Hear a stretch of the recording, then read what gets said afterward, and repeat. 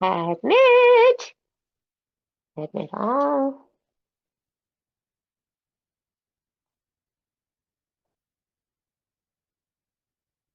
Let's switch my camera.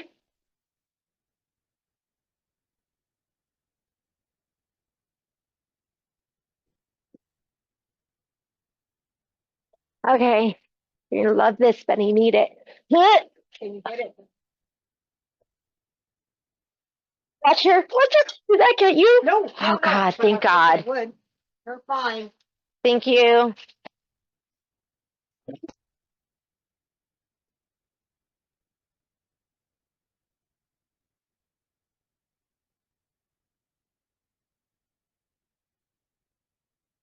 I'm just letting you guys in. Hang on. Let me get on here.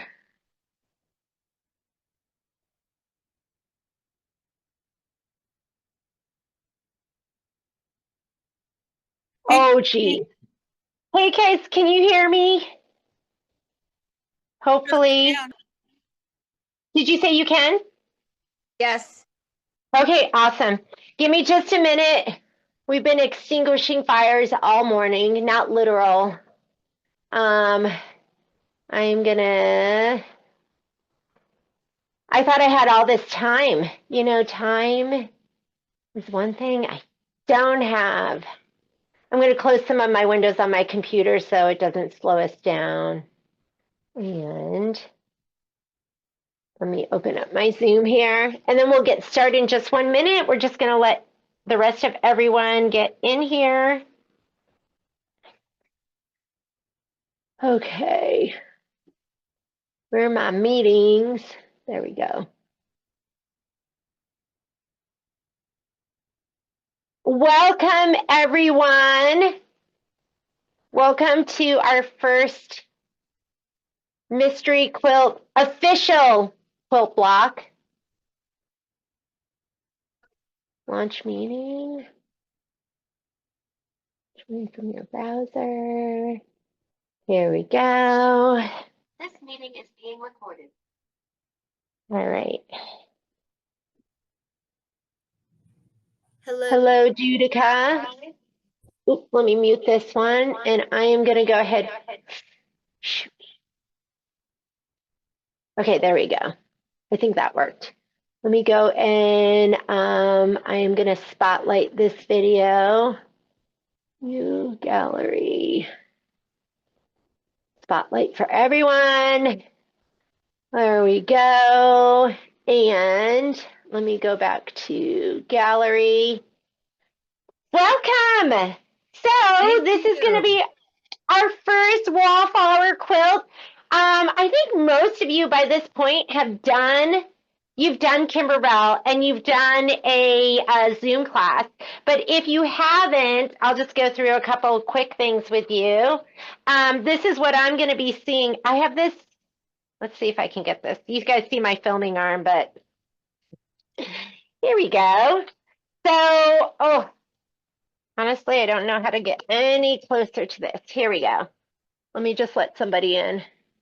All right, this is what I'm going to be seeing, and I have a couple different pages, and that's why normally I used to do Kimberbell Club where just I would send the link out to everyone, and this year, because we have so many people, I'm just going to keep it to our actual group, but everyone still has access because you're going to have the spreadsheet, they can watch the videos later, but I want you guys to have a little more love and attention.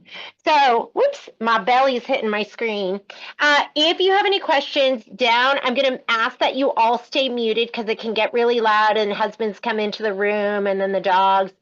You know, I know all about the dogs. But if you have a question, you can unmute and then you can remute. And then I think I've been told you can hold the space bar and talk. So like hold it down and talk and then let go and it'll mute you again. And then I also you have options right here. So there is a chat.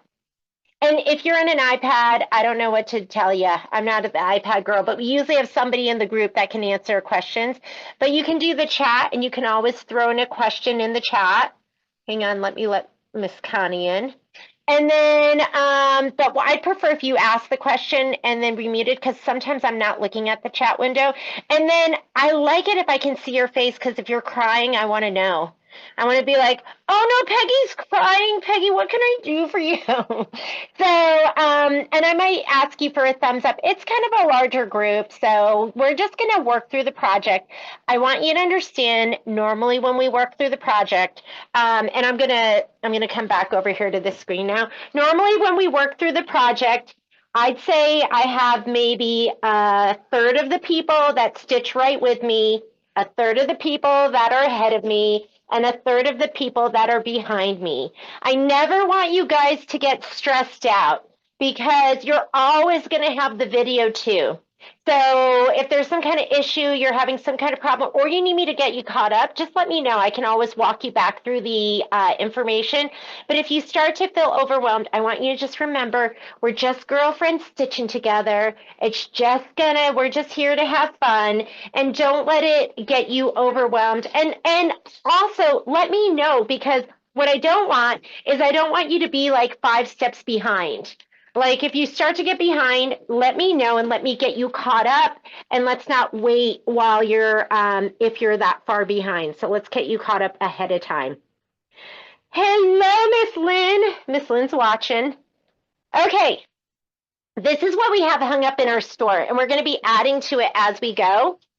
But I pulled it down off the wall, one of the little hangers. It's flat wall that's up high, went flying, and I was so scared the flat wall hanger was going to hit Lori in the head, but it didn't.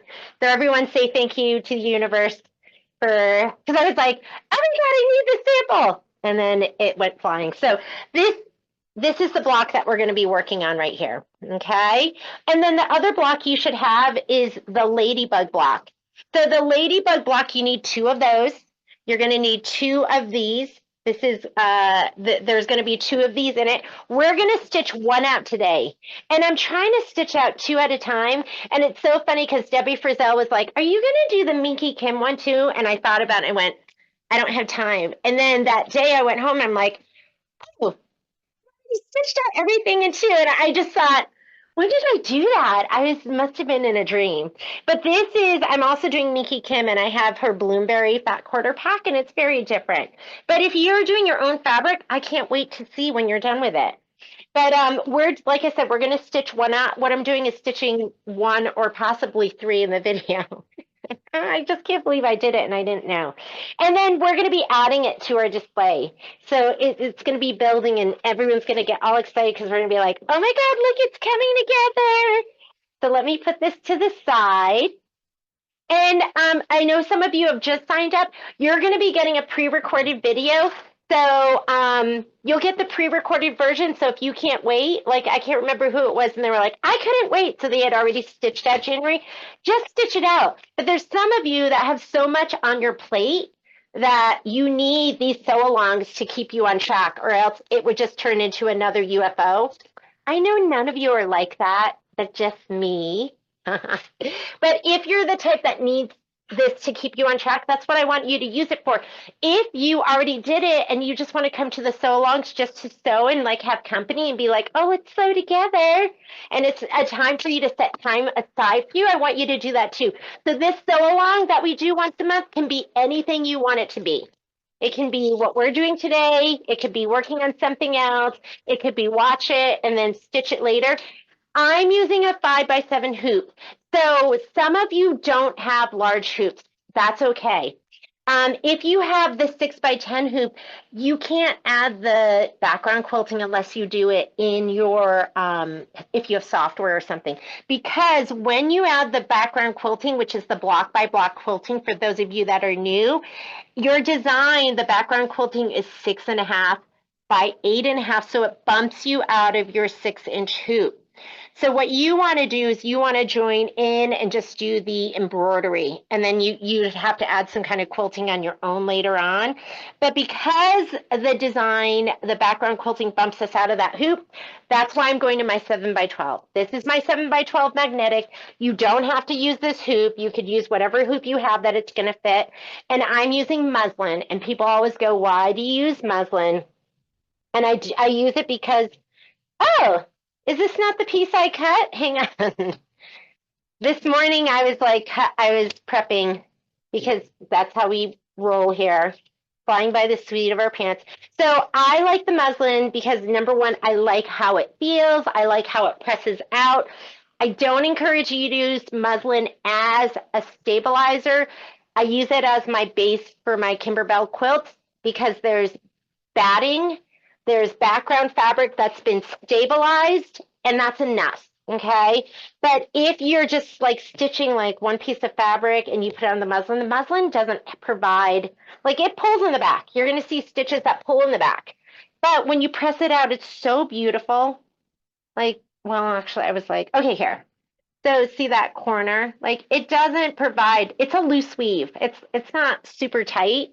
So it's not going to be the best stabilizer, but it's a great base if you have other things on top of it that you can build upon. And I feel like it presses out better than no-show mesh. And I've had people tell me their no-show mesh melts. So we sell, my favorite is the 90 inch, but we also carry 45 inch. And I will like, I'll use it like this, and then I will roll it up just like it's a roll of stabilizer. And then I'll just keep stitching on it. I think at this point, I don't know if you guys have noticed, but stabilizer has gotten really expensive too. So I think it's cheaper. I don't know. I haven't even priced it out. But I know a lot of people will buy a bolt from us. So if you want to get a bolt, we do the bolts at 30% off. And the 90 inch comes on a 15-inch bolt. And that'll last you like a long time. So this is how I put it together. And then I just put some clips and I just keep using it and unrolling it just like I would a roll of stabilizer. And if you look at your spreadsheet, I put measurements in there. Oh, I gotta be careful not to show you the next block because it's in the book.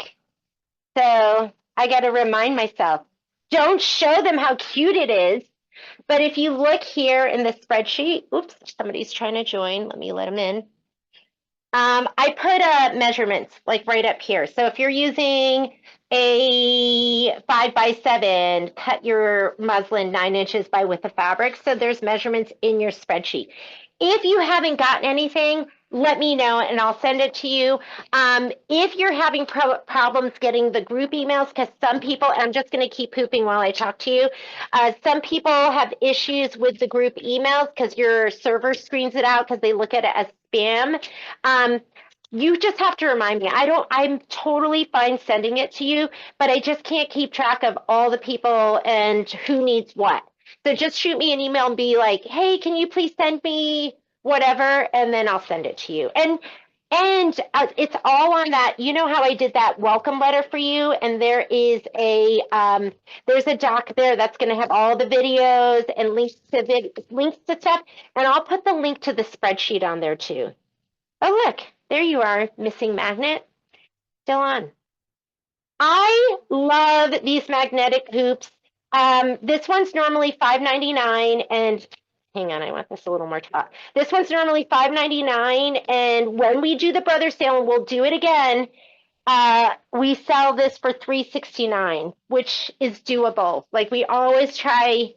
I always tell Patrick always says we sell like we buy, and I know for me, I need a good deal, so we try to give you a good deal. Okay, hang on. Let me see. Like I said, I have this new. Shoot. Hang on.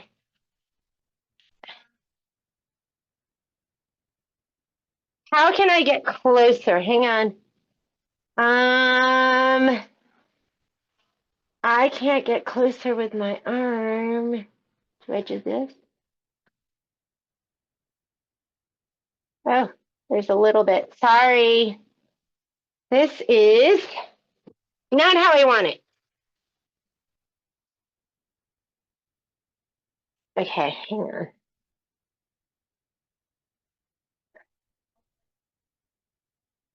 Hang on, just give me one sec. Share AI. That might be. There we go. Okay.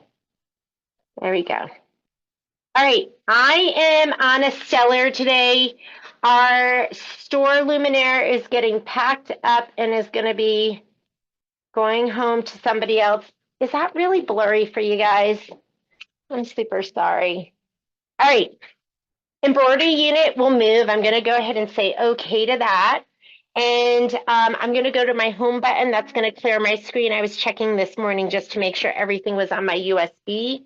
Is that blurry? Give me a thumbs up if that's blurry, or is it okay? Is it okay? Okay, Margaret says it's okay. So sometimes I go, is it blurry or can I just not see? I don't know if you guys ever feel like that. Is it just my glasses? So I put this in my, am I in the lower USB? I'm in my lower USB. So I'm gonna go down here. I think is it my glasses? Okay, mystery wallflower quilt. Let me get my sheet. My stuff's a little bit cut into because I used it for the last one. Let me get my thread.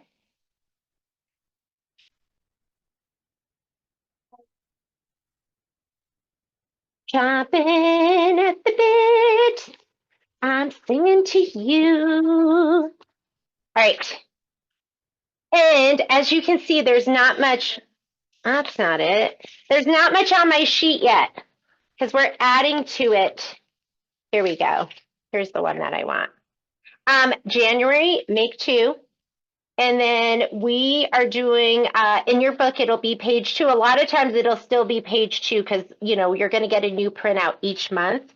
And we are going to be putting in spring 7, 6x8. So you're loading your background quilting first if you're doing it block by block. So we're going to go ahead and click on January.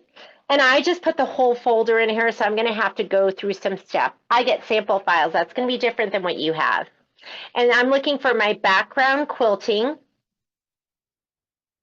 Spring 7, that's the design you want. And I'm going to my embroidery files. Geez, I'm sorry about this. Usually I just pull off what I need. And my format's PES, so it depends upon your format. We love all machines. And then the design we want is the 6x8. So here's my 6x8 right here. Load your design first and go ahead and hit set. We are going to add our next design, which is going to be the actual January block. So I'm going to go ahead and touch add. And I'm in my lower USB, Wallflower, and here's my January folder and January block. Sorry, you don't have simple files. And I'm looking for my embroidery files. I'm going to go there, PES, and there it is. Excuse me, Jeannie, it's Michelle. Hi, Michelle. Do I pull it from block by block or Clearview tiles for the You're back? going to do block by block, and that's a good question. Block by block is going to give you the placement lines, and it's going to give you like the tack down for all the stuff. Clear blue tiles, it's just the embroidery design. So that's going to be the difference between the two. We're doing block by block. So I'm going to go ahead and set this. Okay, you've got to pay attention, and I'm putting it in here too. So you've got to pay attention to whether it's just centered. If it's just centered, that means you're just bringing in the background quilting, you're bringing in the design, you're done. A lot of these have special centering instructions. So I'm putting that in here for you. And I've also been trying to put in whether you have special trim instructions. And the other thing you're going to have to watch out for with these is whether or not after we do the quilting, whether you start at step number 1 in your embroidery or whether you're going to go to step number 3. So those are the things I want you to pay attention to. If you're not using the spreadsheet, if you look at your instructions, hang on, we're doing January, what you're going to pay attention to, and if you're stitching before we do it together, you're paying attention to right here, special alignment, and whether or not they want you to do special alignment, here we do. We're lining up with the bottom line. And then you're also paying attention to right here. If during block by block, you're going to skip to machine step 3, I think a lot of these we're skipping to step 3. So let's go ahead and do our alignment first, okay? So this is what it should look like. See how the stem is lined up with the very bottom of the quilting design. So let's go ahead and do that first. I'm going to zoom in a little bit so you can see it better. There we go. Can you see that? Hang on. Let me let Sharon in. So I'm going to go ahead and I just zoomed in over here. You don't have to zoom in. I just want you to see it. I'm going to go edit. I'm not going to move with my finger. You don't want to move what's behind. Use your arrows. If you've already moved it, you can recenter. So I'm going to hit move, and that button, that recenters everything. Mine's not going to go because I haven't touched anything. You want to make sure you're just moving the design on the top. I can see my box above it. So I'm going to go ahead and I want that stem. That's what I'm looking at is my stem. Whoops, too far. I want the stem to be lined up with the bottom line of my quilting design. And I know this is taking a long time, but I don't want to overshoot it. So I'm just, whoop, okay, there we go. Stem.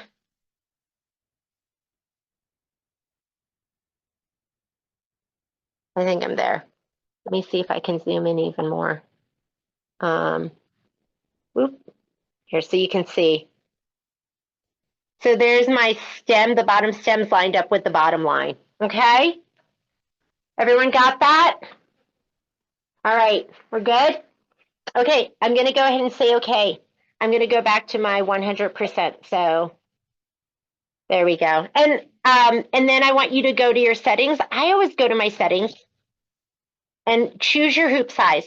That's going to show you how much room you have to move. If you ever gotten a message where it says change to a larger hoop and you're like, my design is small, it should fit in that hoop.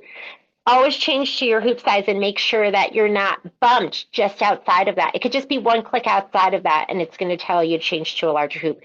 Don't move anything in this screen. This is your main edit screen. We're going to move it in our next screen because it will combine the two designs. So we're going to go ahead and touch embroidery. And for me, I know that if I leave that, it's going to stitch right here in the middle. And I'm going to waste all of my stabilizer or muslin on the top or the bottom. So I'm going to take this design. I'm going to go layout. Whoops, sorry. I'm going to go layout, move, and I'm going to scoot it up. Oh, put your hoop on first because then it'll make sure it won't bump you out of your embroidery field. So I'm going to put my hoop on. Arm down. I always forget that. Now when I touch move, it won't go any further than where in my embroidery field or the hoop within the where I can stitch in my hoop. So it just went up to the top. It went knock knock because that's as far as it can go. Anyone have any questions? Can I help anyone? Mama's here. No crying. We're good? All right. It's good to see you guys. I was excited for today. All right, let's go ahead. We're going to say okay. We are going to be skipping some steps today. So I want to make sure that you that we get to, this is your main layout screen. If I touch it again, there's our color list. They kind of go like this. Every time you touch the bottom, one comes to the front, one goes to the back. So we're really going to touch this button down here where you can go minus and plus stitches. That's what I want you to hit. I want you to be on this screen so you can go forward and backward stitches and we can skip steps as well. And if you're on other machines, I hope you are proficient with that. And you don't have to skip the steps, but if we don't have to do it, why do it? So first thing we're going to do, and let's choose a color that we can see. First thing we're going to do, let's Linda in, is we are going to do the placement stitch. I just have a yellow in here. I'm going to go ahead and leave that. I have a pre-wound bobbin. Go ahead and stitch your placement stitch. This is for the batting. We're going to lay down the batting and the background fabric.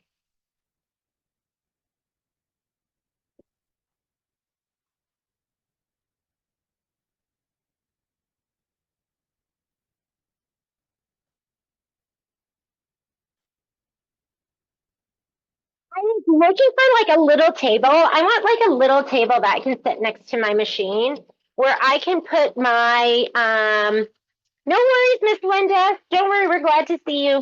Where I can put my spray tent and stuff. And I know people use like little TV trays and things like that, but mine is going to be right here. And here, I'm going to Jeannie, push that up. Yes. that's Mari. We didn't skip any steps yet, right? Nope. Okay. No, we're going to skip. Yeah, we're on, everyone's on step 1. Actually, I just finished. So now step 2, we didn't skip anything yet. Okay, thanks. Here we go. So you need your batting, and remember your batting has a right side and a wrong side, which I didn't learn until like several years ago, but like I didn't know that for probably like a decade. So your wrong side is that like lumpy side. This is the side we're going to spray, and it's going to go down. So, oops, hang on. Admit, let me go back. Did she, hang on, I'm just letting somebody in. All right, so I'm going to spray the wrong side of this. I'm also going to, yes. What size is the batting? Batting should be 6 by 8. Thank you. And your spreadsheet is always going to have that on there too. And if you're ever not sure, whatever size the quilting design is, that's the same size as your batting. So 4 by 4, 4 by 4. Like I did the spreadsheet for hopping down the bunny trail, and I did all your batting. So you can pre-cut all your batting for the whole thing. This, we don't know. So, oh shoot, did I put stuff in here? I was like, oh my God, did I show you stuff I wasn't supposed to? I didn't. Okay, so we're going to spray. That would be so like me because I don't know. Anyways, we're going to spray that. We're going to spray the back of our background fabric. This should be stabilized with Shape Flex. Let me go ahead. And I'm a sprayer, and I use my dime spray tent, but you can tape if you want, or whatever works for you. I want you to be happy, whatever makes your heart happy. I like the spray tan because everything doesn't go all over the room. And yeah, I used to use a spray box, and I still use my spray box once in a while. And this is the spray that I love. It's Ganold KK100. Okay. I'm going to go ahead. Is there anyone else with a max 6 by 10? I may need a support group. I want to do a video for you because I think what you're going to do if you have this 6 by 10, maybe we should put together a Wallflower support group. You're not going to be doing the block by block. You are going to be starting with step number 1. So if you have the a 6 by 10 hoop, right here is, no, these feature the block by block method. You are going to be doing right here, start with step 1, and it's going to show you how to place. It's going to show you how to place your background fabric. So that's where you're going to start. You could go ahead and start there now and do that. And I just don't have enough time to do it all. Yes, I need to though, because I want you to be able to do it too. So maybe I'll see next month if I could try and do that, but I'm no guarantees because I'm so limited on time. Okay, here we go. But you're going to start with that 1. Step number 1, and that's going to be your instructions. So I'm going to go ahead and lay this down. I want you to be careful, make sure it's nice and straight, make sure you're not going side to side. You can just peek underneath and see if you have it. And I didn't this, like I don't have my Shape Flex all the way to the edge, so I'm going to be mindful of that too. And that looks good. Go ahead and just give it a little push down. Don't push here, there's no machine there. We are going to skip, Kelly, do you have clear blue tiles? Yeah, maybe Susan. Susan's a good resource. Okay, so we are going to skip steps now because turquoise is going to be placement, orange is tack down, green is quilting. So this is a tack down stitch that wants tack down for your batting so you can trim. We cut to size, we don't need that. We're going to go to the next step. Next step is placement line. It's turquoise, placement line for your background fabric. We don't need that because we already placed it. So we're going to go to the next step. That's tack down for your background. We want that one. On YouTube, there's a person. Oh, yeah. There you go. That's a good resource. I don't know if you saw that. Let me let this person in. Okay, here we go. So you should be, if you're doing block by block, you need to be on step number 4, and we're going to do the tack down. Do a contrasting color. Make sure you're not doing white. You want to do a color you can see because you're going to kind of fussy cut to that. What is my speed here? I'm going to have to check that.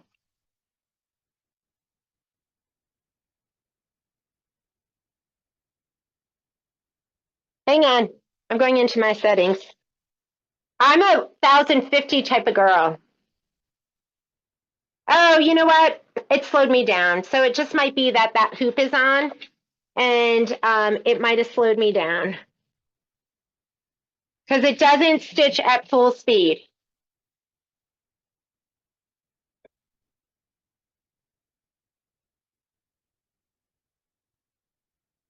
I like to tickle my fabric here in the back, just make sure it doesn't get puckered and pull to the side.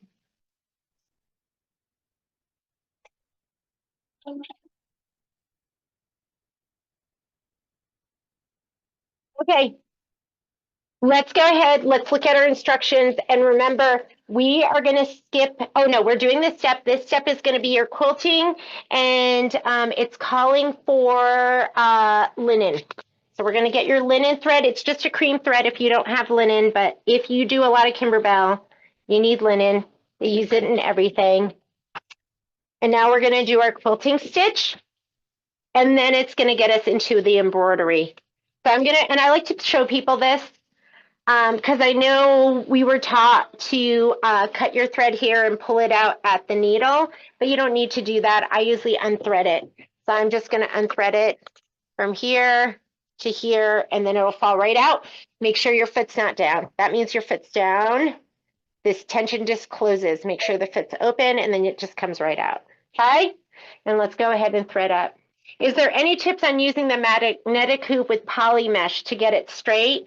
So if you're talking this magnetic hoop, the one that I'm using, you just kind of have to pull back on it, pull back on the stabilizer, and just kind of hold it taut. So that's kind of it. Clear blue tiles are included. Did not see that. That went up really fast. Yeah, I just kind of, I don't know if you saw it before, but I'll just pull back any area that I can pull back. So when I'm doing this, like I'll pull this back and put my fingers on this side and then put that on. And this I might just kind of pull back over here. So you just kind of have to pull back, and then I'll take my magnets and I'll put them down and kind of drag them out and let them rest. So I think it's just something you get used to, and I'm going to go ahead and hit start. Something you get used to, and you might have to do it more than once, but it's just a little magnet, so it should be easy enough. Okay, quilting. Go ahead and let that stitch. It's 7 minutes of quilting, and then we're going to get into the embroidery. Do you need to use a special cap? If I am using a mini cone, a lot of times I go capless. Do you see that? Because it just feeds off really nicely. The best cap for this is going to be the little gray one. I'll show you. I just didn't have it on the machine. A lot of times mini cones, I go, like I said, I go capless. Hang on, let me get that up. And I'll show you the little gray one that goes in there. Little cap.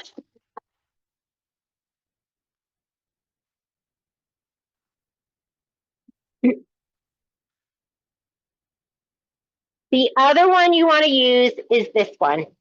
Okay, doesn't work in all your threads, but it'll work in like your Orfill, your Glide, your Isacord. So if you can, you'll use this one, and it snugs right in there. And it's low profile. What you don't want to use, what I don't recommend using, is I don't recommend using these. And the reason for that is when you use these, at some point your thread will get caught in between your spool cap and the end of your spool, and then you'll snap a needle. You'll be like, what's wrong? My machine's broken. And it's just the spool cap. So I recommend no cap or the little gray one that fits in there. But if you look at your mini cone, it feeds off so nicely. I'm just pulling it to the left. Or you can use it also on your vertical spool stand. But for these mini cones, the little gray one, or don't use these, or you go capless, or use your vertical spool stand. Lots of different options.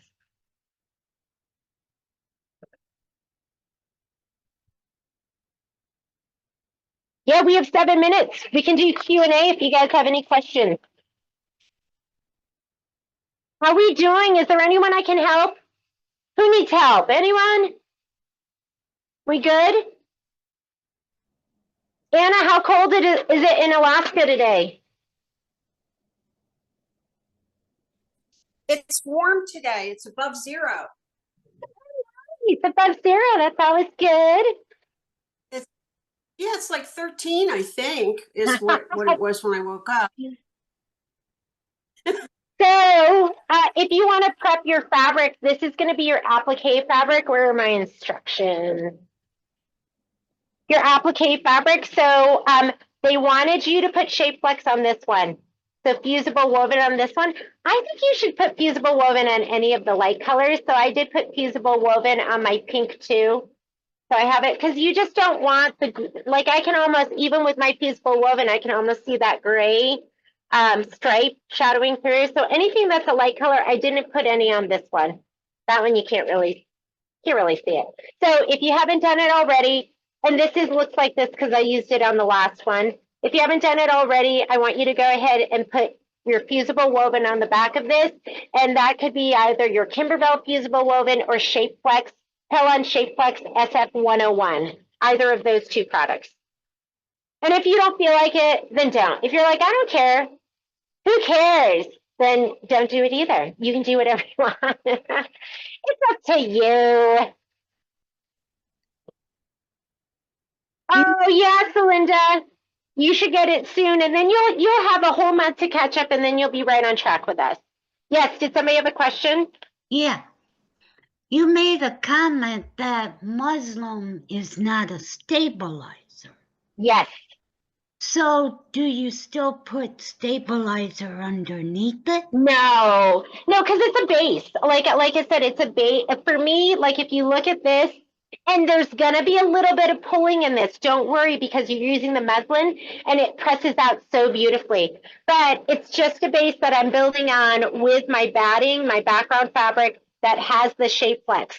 And because you have all of that, that's enough. That provides enough stabilization that it's going to stitch out beautifully. So you don't need to worry about it. But I wouldn't just go, oh, I'm doing a sweatshirt with a heavy stitch count. I'm going to use muslin as my stabilizer. You still want to add stuff. But anytime I do the Kimberbell quilt, I just use muslin. Yeah. Okay. Thank you. Yeah, like people ask, can I use muslin for the OESU tiling scenes? I do not. I use the stabilizer they recommend because it's such a heavy stitch count. I know it needs it. But then I've had people who do the tiling scenes, OESU tiling scenes, and they do muslin and they add batting and they do it and it looks great. I'm scared too. Because I'm like, oh my God, this stitch count's so heavy. I want it to be beautiful. So I just do whatever they tell me to do. Okay, I'm going to go ahead and spray these. These are going to be my applique pieces, and that way they're ready to go. Don't go crazy. We're not spraying this like we're trying to make our hair the biggest in the high school. We're just spraying it so it's enough to just kind of keep it in place. And if you hate spray, go ahead and tape. But this is ready for me. And I'm going to get my colors too. I know some of you are waiting for stuff. We should be ready to ship if you ordered your stuff later. We should be ready to ship next week. I think we're almost done. Some of you are almost done. If you're done and you want to go ahead, you can go ahead. You're just going to go, remember, you're going to step number 3. You're going to skip 2 steps. After step 5, if you're doing block to box, white box, you're going to skip step 6 and 7. And you're going to start with 8. Because 6 and 7 are placement lines for if you are just doing clear blue tile. So if you want to wait, if you're a little nervous, just wait for us.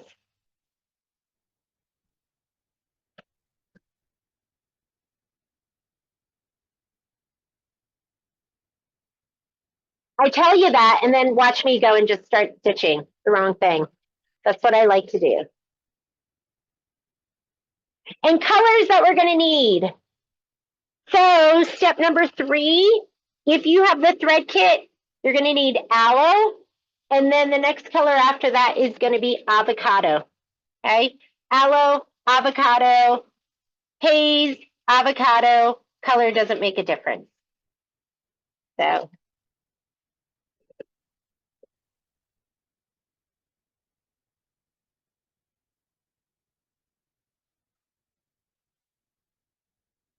And if you get a little bit of puckering, I tell people don't worry about it. That's what best press, a wool mat, and your iron are for. It's all going to come out. Okay. Do not do the next step. If you're doing, if you are in your 6x7, you need to place, you are doing this step. That's going to help you place. If you're doing block by block like me and you just finished your quilting, you're going to skip this step. You're going to skip this step because that's going to tack down your fabric. We don't need that. We're already tacked down. We're going to start right here. So that's what you should be seeing. You should be seeing the leaves and the stem. That's our step. And go ahead and put in your aloe thread or whatever green you're using. I'm going to go ahead and take it. Whoops. See, that's the thing with this. When I use that, I forget and I pull it back and it goes flying across the room and then I can't find it. I don't know about you guys. That's why I don't use it because you don't really need it. I'm putting this one in. I think it's a really good size. Do you like it? Have you been using it? Isn't it nice? I've used it twice because I've been running one place, but yeah, I loved it. I'm like, why did I wait? This, don't ever leave that. Cinch it. Because sometimes your thread, I don't know, the Goonies are going to get in, they're going to get your thread and wrap it around that base and then your needle snaps. This is all personal experience. It's all that stuff that scares you. You're like, oh my God, what's going on? You guys have all had that happen too. Okay. Oh, wait, I didn't hit thread. I love doing that too. Let me hit my thread button. And then this is 5 minutes of threading. My machine's slowing me down with this hoop. So you guys might be way ahead of me. Just keep going. We're just gonna take our time. I'm gonna take a browse through who's here and see where you're at. And if you need anything, just let me know.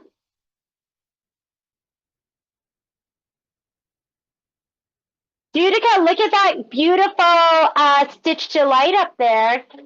Your Dream Big panel's gorgeous. Are you stitching on your Avenir? Oh my God. Okay, so how's it going? Is it, you're gonna, I want you to write in on the group and let me know. I haven't even set mine up. I'm setting mine up this weekend. But I was scared to do it because I was like, I haven't even been on Artspira. So I went, oh my God, how am I even gonna transfer my design? So I was scared. So I'm waiting. Is everything going okay? Okay, you're gonna have to let me know. Yeah, we're gonna let the kinks work out.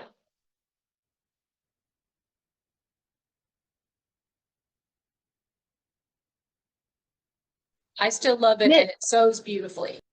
Oh, awesome. I can't wait. I'm really excited to do the, I'm not even a free motion girl, but like, that's kind of one of the things I'm really excited about. I'm excited to try that crochet stitch too. So that's, I can't wait for that.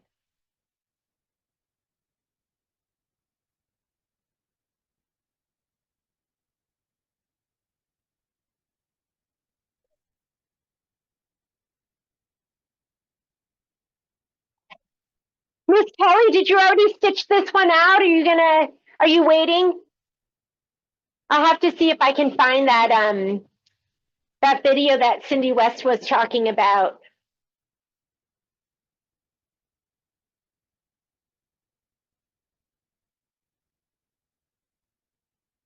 Okay, and after we do this, we're gonna go ahead, and I love these steps. I love Kimberbell's instructions. So after we're done with this right here is step 3 that we're stitching. Then we're gonna do step 4. It's gonna do the other leaves. I guess I could grab my sample and show you on there too. That might be even easier.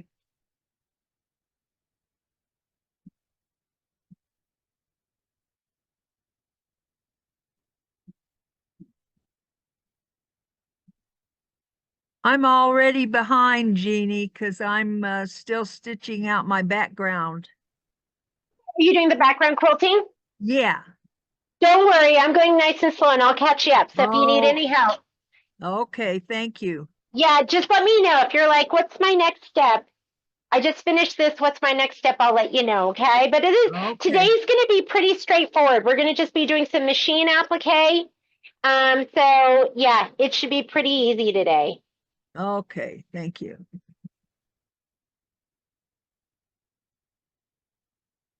Whoops, didn't trim. Let me trim my thread.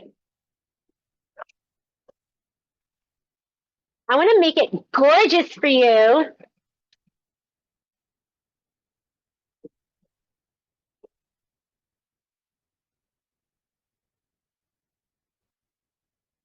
So right now what we're doing is we're just stitching out the dark leaf. Next, we're going to go ahead and we're going to stitch out the lighter ones. And then we'll just be doing some applique.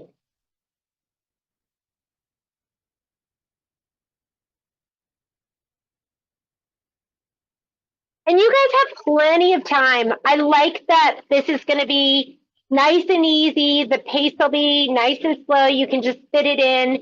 Nobody should be falling behind. I think it'll be, I think everyone's going to be able to handle this one. There's going to be some blocks, like some easy blocks like this, and then there's going to be some blocks that are going to be a little more challenging.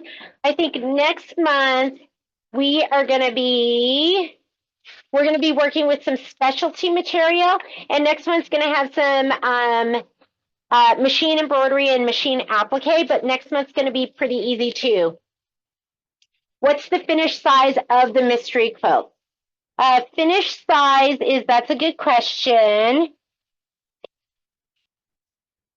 And I don't know. Let me see if it's on this sample. Next month's really cute. Next month we have 4 blocks, but they're all 4x4s. So they're going to be little. What is our finished size? I don't know. I'll have to find out for you. The finished size is going to be the perfect size. Now, honestly, I'm not sure, but I'll see if I can figure that out for next time. Janie, can you answer a question in the fabric kit? There was this piece, and I don't know what this. I can't figure out what this. It's real. Okay, let me see who's talking so I can get to your page. Oh, it's Paula. I'm sorry. Miss Paula, I'm looking for you. Are you page 1? Let me see. You're in order when you logged on. I see Paula. I'm looking at you. Okay, which one is that? I'm going to spotlight you really quickly. It's like this. I don't understand what this piece of fabric is. So you got some fabric scraps. So we cut our fabric scraps to 5 1/4 for 5 1/4 by 5 1/4. And that looks like a fabric scrap to me. Oh, look at, did you see Rochelle? She just put up the final size, which is 50 inches by, I think she said 38 inches. It just disappeared off my screen. But fabric scrap. I don't know what that is. What color is that, Paula? It's no color. It's just real. Did you is that cut? Did you cut it? Yeah. No, it was cut just like this. And I don't see it. Maybe it just got put in there somehow. That's our let's confuse Paula piece. No, I don't see it. The only fabric that's easy to do. Oh, is it topper? Did it come in your embellishment kit? Is it plasticky? Yeah, it's kind of it's plasticky. Yeah. So that's gonna be and it probably came from your embellishment kit and it's topper. Yeah, so don't throw it away. So sometimes there must be something that maybe, is it white? Is it white topper? Yeah, it's light, very light colored. Okay, so maybe it goes to one of, you'll see it, they'll ask for topper. Let me look in your embellishments. Hey, I'm gonna look for the embellishments. While I'm doing that, let's go ahead and put our next color in. So I'm gonna take out my aloe. Oh my God, my sleeves are so big, getting in the way. And I'm gonna grab my avocado. And let's go ahead and stitch the other leaves, and then I'm gonna look at the embellishment kit and see if that's what that is, but I think it's, was it Linda that said that? It looks like topper. No, it's Paula. It was, but somebody mentioned they thought it was topper, so Oh, okay. let me see. I'm gonna look at our instructions. So go ahead and thread up.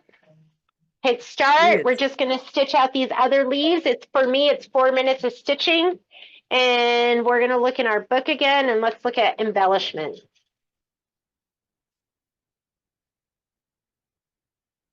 Embellishment.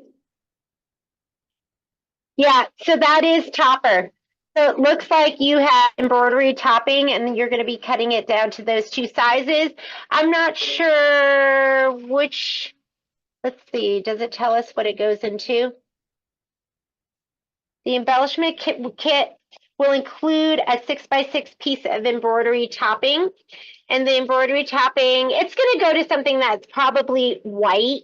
And I don't know if you've ever stitched something out that has a satin stitch, but you can see some of the fabric peeking through. So the topper goes in there. It's a permanent topping. And that way, like if you're stitching out white of a flower, you're not going to see the fabric, even if it doesn't fill in perfectly. Oh, I see. Oh, okay. Okay. Thank you. All right. Thanks for asking, Paula.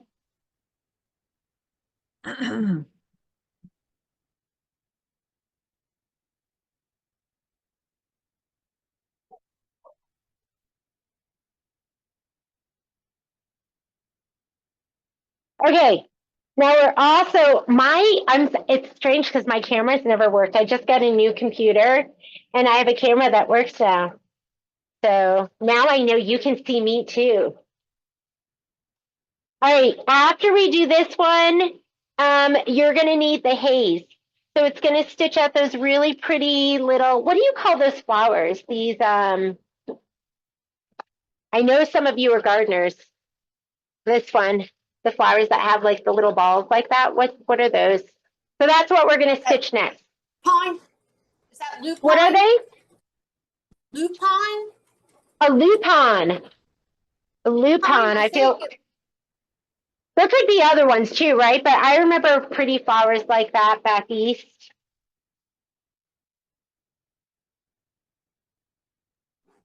We have lupine here in Alaska, and I think in Texas they call them bluebonnets.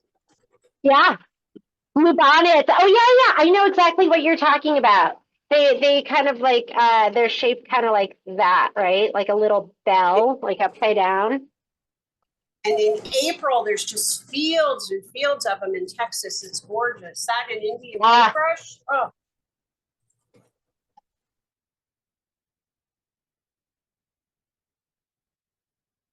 Hey Jeannie, this is Lynn. Hi, Lynn. I got a question. The pages that you're showing where the fabric cutting instructions, where do we get those? I just have the 2 downloads for the ladybug and then this one. If you look at, and I think I sent it to you again, but there's a link that it's under your, why don't we just, how much time do we have here? I'm going to show you. I can get back over here. Yikes. I truly ready? may have missed it with all this stuff going on in my life right now. Yeah. No, don't worry about it. I don't mind guiding you through it because I'm so sorry. I'm struggling with this camera arm. Hang on. Let me put it right here. I'm going to move this over. Struggling.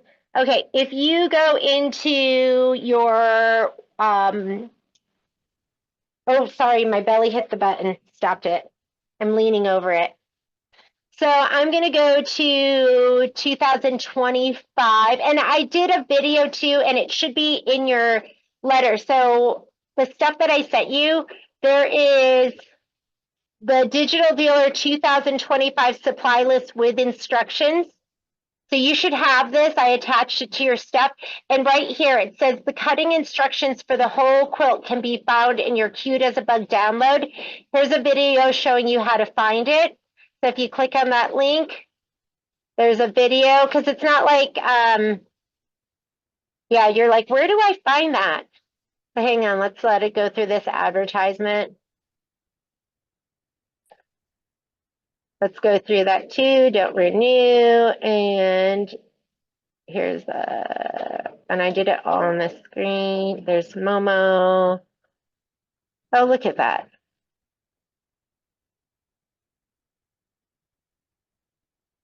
Okay, so it shows you from all the point of downloading it, and then once you get into your downloads, you're going to go into that folder, and it'll be, if you open up your folder, there's going to be a file there. And I'll just let you watch that while I start this again, because my belly keeps hitting the buttons. So you click on that. Thank you, Jeannie. I'll find it. Yeah.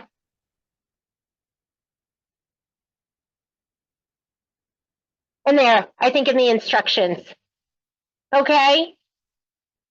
And then it's also in the Kimberbell. Linda just put up a comment too. But if you just go in there, it should be in there. Thanks, Jeannie. Of course. Of course. Jeannie- And I feel like questions, like whatever questions you have, other people have those questions too. So not a big deal. Jeannie, what is the color for the blue purple flowers that we were just talking about that you're going to use? So we're going to be using what was in the kit is going to be haze, but I would call this periwinkle, like not a blue, not a purple. Okay, thank Just you. like the perfect color.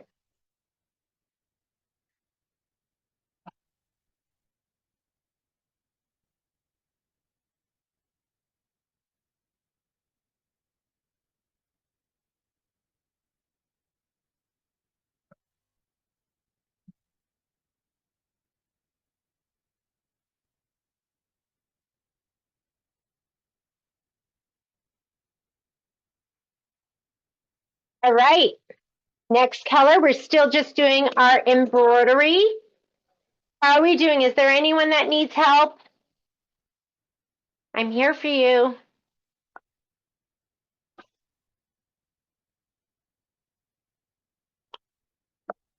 Okay, so we're putting in this, it's haze, but if you have any kind of periwinkle, or it can be whatever color you want. If you want to make them blue, you can make them blue.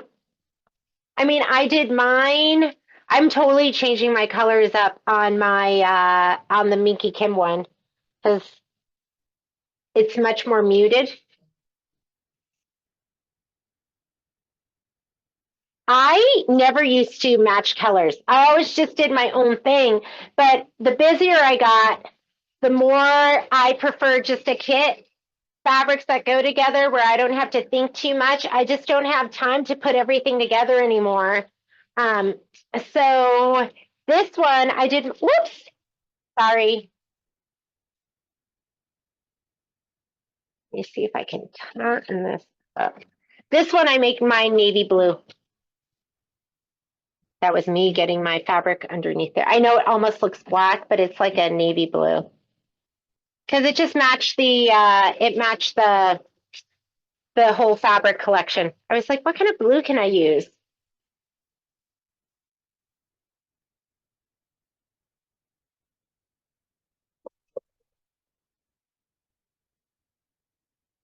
What's Minky Kim? Minky Kim is a fabric and pattern designer.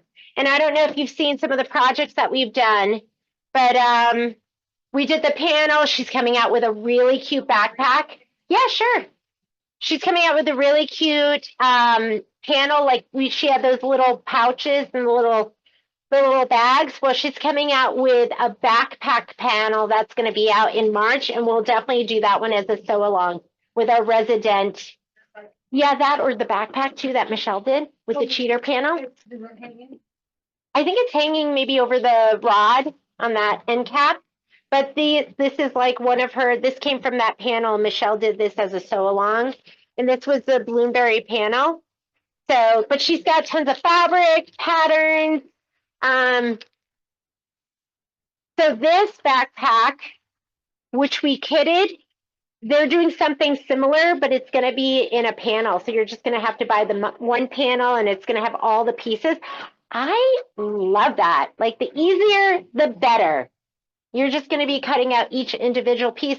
So that's Minky Kim. And so that fabric line is from Minky Kim from Bloomberry. Okay, what happens after this? Let's keep on track. I lose focus easily. Rein me in, ladies. So next thing you're going to do is you're going to need your aloe, which is that darker green, and it's going to stitch your leaf detail, your leaves. Here we go. So it's going to stitch out the detail in the leaves. So get your aloe. That's going to be next.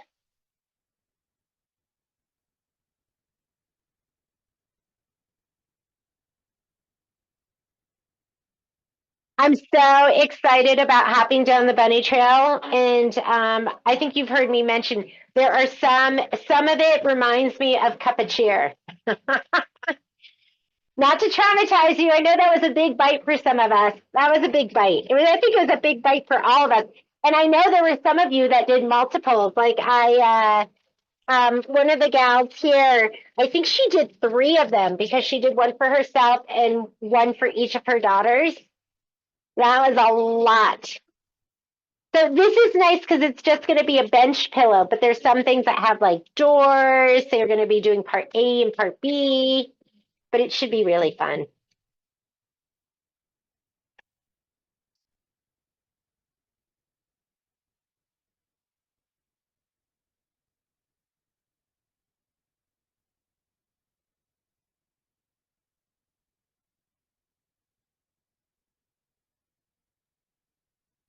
Jeannie, can I leave for a bit and come right back?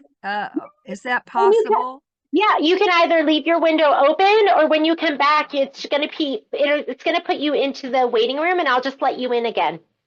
Oh, okay. Thank you. Absolutely. So do I click leave down at the bottom? Yeah, you can leave it open, or you can click leave at the bottom, and then you're just going to come back to that same link, and it'll put you in the waiting room. I'll see you. Oh, I see. Okay, thank you. Yeah, I'll see you in a little bit. Lynn, I saw your comment about, I wanted to see that. I think you said something about pumpkins and potions.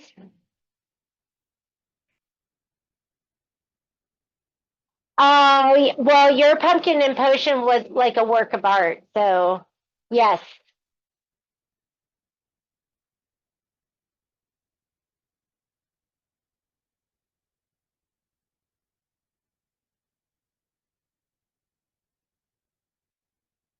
My pumpkins and potion still isn't done. Okay, all I have left to do is the embellishments, and I have to do the embellishments, and I just have to layer. I have to layer and bind. What is my problem, ladies? Why can I not get anything done? I need to be, Jeannie, you are not allowed to start until you finish. But I love starting. I hate finishing. I need a mirror twin. There was a show that Celinda gets it. I went to a show, and there's a set of twins, and you might have met them, and they're mirror twins. And I forget their name, but they're wonderful, and they design patterns. They go to a lot of the quilt shows. And one of them loves like the piecing and what we're doing now, and the other one does the quilting and the finishing. Like, that's what I need, or I need a more obedient manservant that is going to do whatever I tell him, and then he needs to learn how to do that stuff. But he doesn't want to do that. He wants to go climb mountains and ride mountain bikes. So then I'm stuck with me, non-finisher. Okay, here we go. You're going to put in your aloe, and we are stitching out the leaf detail. Go ahead and stitch that out.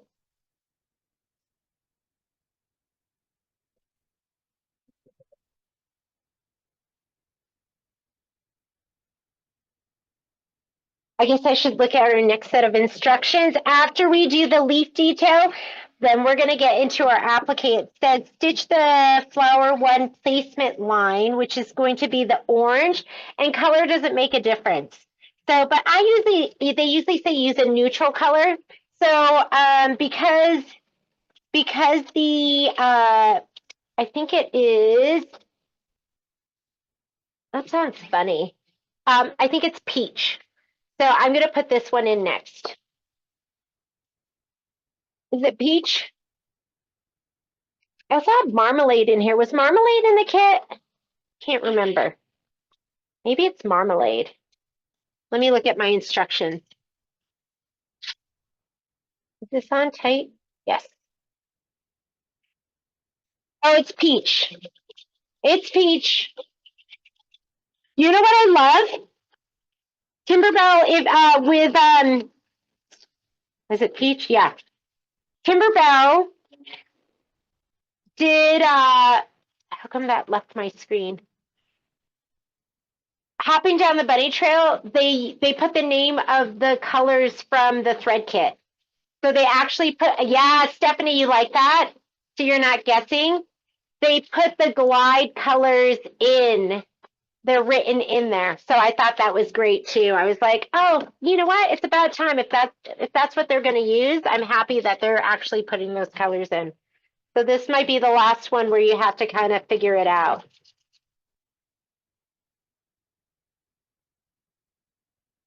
At least I think that's, unless I made that up in my head, but I don't think I did. Sometimes I make things up. Sometimes people like spell their name for me. I'll be doing like a service tag and they'll spell their name for me and then I just write what I want to write. My head goes, that's not how your name is. When I catch myself, I'm like, I am so sorry. My head just like took over and made it up. So that happened yesterday. Somebody told me their spelling and I just did it how I wanted to do it. Then I couldn't find them. I was like, I'm so sorry. What's wrong with me? Sometimes, do you ever like? Does your mind ever go on autopilot? Like I notice it the most when sometimes when I'm doing sew-alongs. Not good. Okay, I just put my peach in. We're gonna do placement lines, so just go ahead, put your color in, and we're gonna stitch. But I find it amazing how many times I get to the store and I'm like, I don't even remember the drive. I'm just here.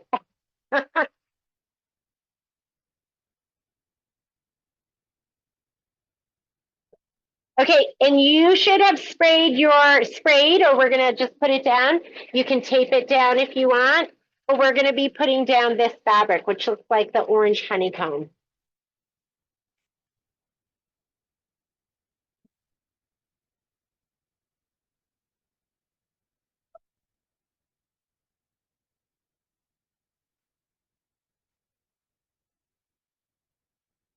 Right, I'm gonna put this down. And look underneath it, just make sure you're covering it, the whole thing. I always like to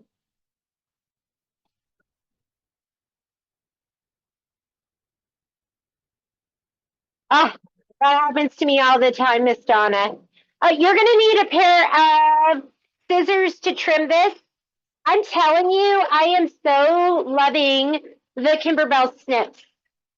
So I feel like I always want the strongest snips I can get. Snips are always my scissor of choice. But then if I need something a little bit stronger, I'm going to go to a double curve. And in our instructions, as long as it says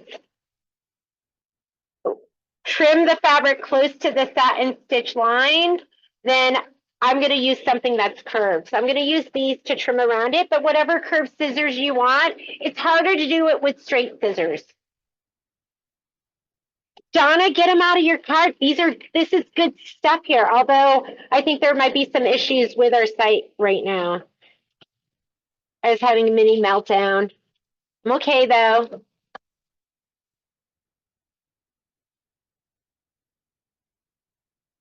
That's so funny. It looks like I didn't trim out the center. I left it. Okay, here we go. Let's trim it. I like these because I can switch them from hand to hand because you're just pinching, right? So it's super easy. Oh yeah, the center does stay there. I can't believe you're still here. What's your timing? I'm gonna wait until you're done. I don't think we're 14 minutes out of 21, but this will probably take us half an hour. Go ahead and trim. I don't even like slide it off of my machine. and you want to get close to the stitch. But if you need it out of your machine so you can turn it around, please do so. Whatever makes it easier for you. I just love these because I feel like they're so strong. Somebody said, are those snips the same ones that came? I missed that last part. So these are Kimberbell's newest snips. These are their snips, and I love them. I would highly recommend. The Havels were my favorite. Well, okay. The Tula Pink titanium ones were my favorite. And then the Havel Snip E's were my favorite because I felt like those were stronger. And now these are my favorite. These are made by Fomori. I know they say Kimberbell on them, but they come from Pakistan. That's where the Fomori scissors come from. And I'm pretty sure these are Fomori. I wouldn't bet my life on it because I don't know for sure, but I'm pretty sure these are Fomori. But they're even stronger than my Havels. My Havels. Like down to the very tip. And you know, I'm only going to tell you to get what I love. I love these.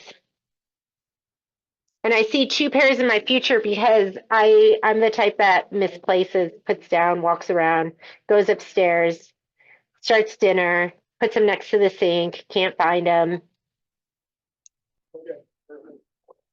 I want to be organized. I want to be like you guys. I want to be like Patrick. Patrick's like, why can't you just put your keys in the same place all the time? And I said to him, I was like, do you think I want to waste half an hour of my day looking for my keys every day? My mind does not work like that. I wish it did. It would make my life way easier. I think my mind's a lemon. I got a lemon.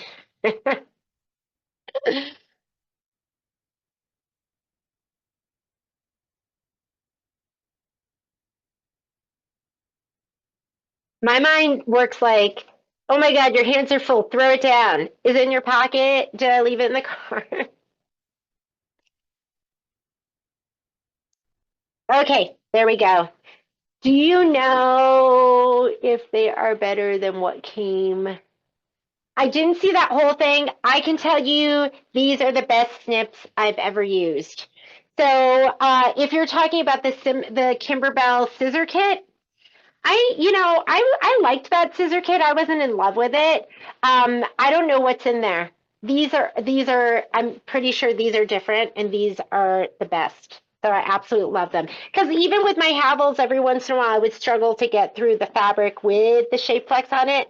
This was like butter. It just went like right through. Yeah, I think these are different than what's in that scissor kit. I would get them. I would get those.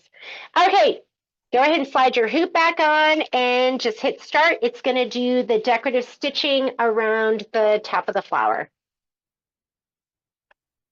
The applique scissors, so far, I think the applique scissors are great. I don't really see any huge difference between those and the double curved Fomori ones that I have, but they are prettier.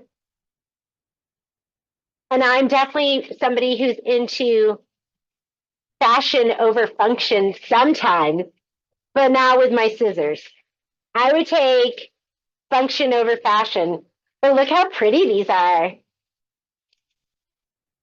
Who doesn't love anything Tiffany blue? They're so gorgeous. So I have been using them, but I don't see really much difference between those and the other ones that I've had, the other Fomoris I've had. I would definitely say the snips though, those are like the best.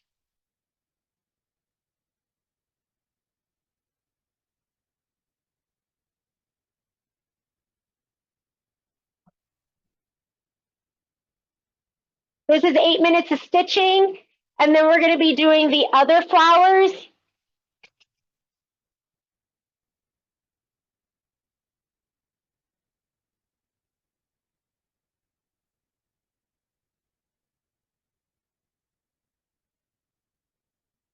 Julie, we have that quilt hanging in our store too. I forget what's the name of the gal who did that one, the Merry Christmas one, Miss Julie, that you have hanging behind you. It's an Amy Bradley design. That's right. And it's so beautiful. And Michelle Burrett, who does Quilt Talk at our store, did that one. And it's so much fun. I love it. I took that paper pattern and turned it into an app. That's all done on my Luminaire. Yay! Wonderful. Don't you love that you could do that? Yeah, it was super. Did you do that with who's the gal that does power tools? Yes. Yeah, because I know she did that. Was that the one that she did? Yes. It's so wonderful.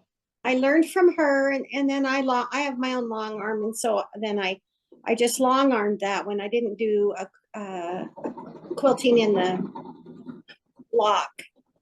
I love it. Looks great. Thank you. I have to look. I just finished it. I have to look at it for a while. Then I need to find kits. Yeah, you've got to put it up for display for a while. Yeah. Remember, this is the year, ladies, that we're not going to care when the holiday falls. We're just going to do whatever we want to do whenever we want to do it. Because I feel like we get so stressed and we're like, oh my God, Valentine's Day is coming up. We have to finish it. And this year, I want you to just be like, if it gets done, it gets done. If it doesn't, then I'm early for next year. That's what we're going to do this year. Because I feel like I'm always stressed about getting something done for the holidays, our kids done for the holidays, and then it goes to the wayside. And this year I'm just going to be like, oh, our kids are ready. Let's just do it now. Let's just have fun now. Very good. Thanks, Julie. Yeah, this is my first Zoom class with you. And yay! It's super fun. Thank you. Oh, awesome. Well, thanks for joining us. We'll get to know each other well over the year. Okay, very good. Thank you. Nice, Stephanie. Stephanie was just saying she got her Martelli chair. Number one, it's super cute. So do you think it fits form and fashion, function and fashion?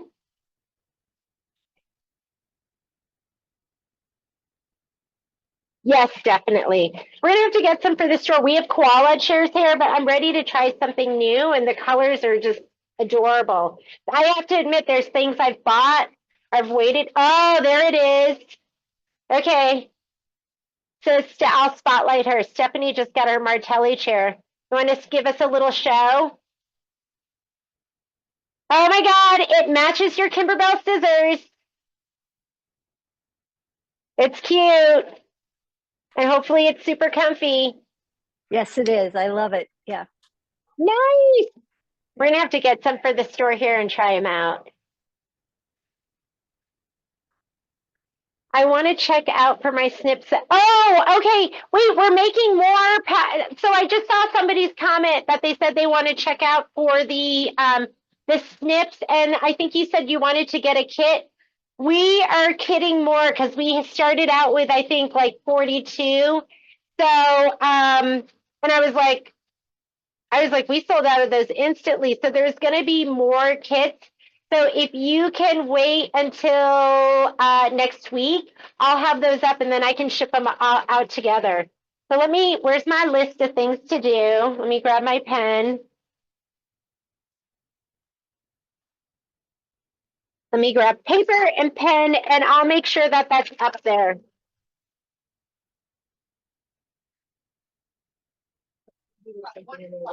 Yeah, this one. There were like 2 or 3. Hi. There were 2 or 3 Zoom.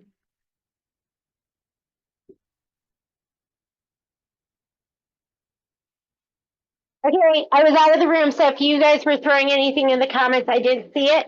But there will be more kits for the Sweet Pea kits. And then, was there something else I was supposed to do for you guys? Number 2, this weekend I'm going to get up the kits for Janine Babbage Peace on Earth.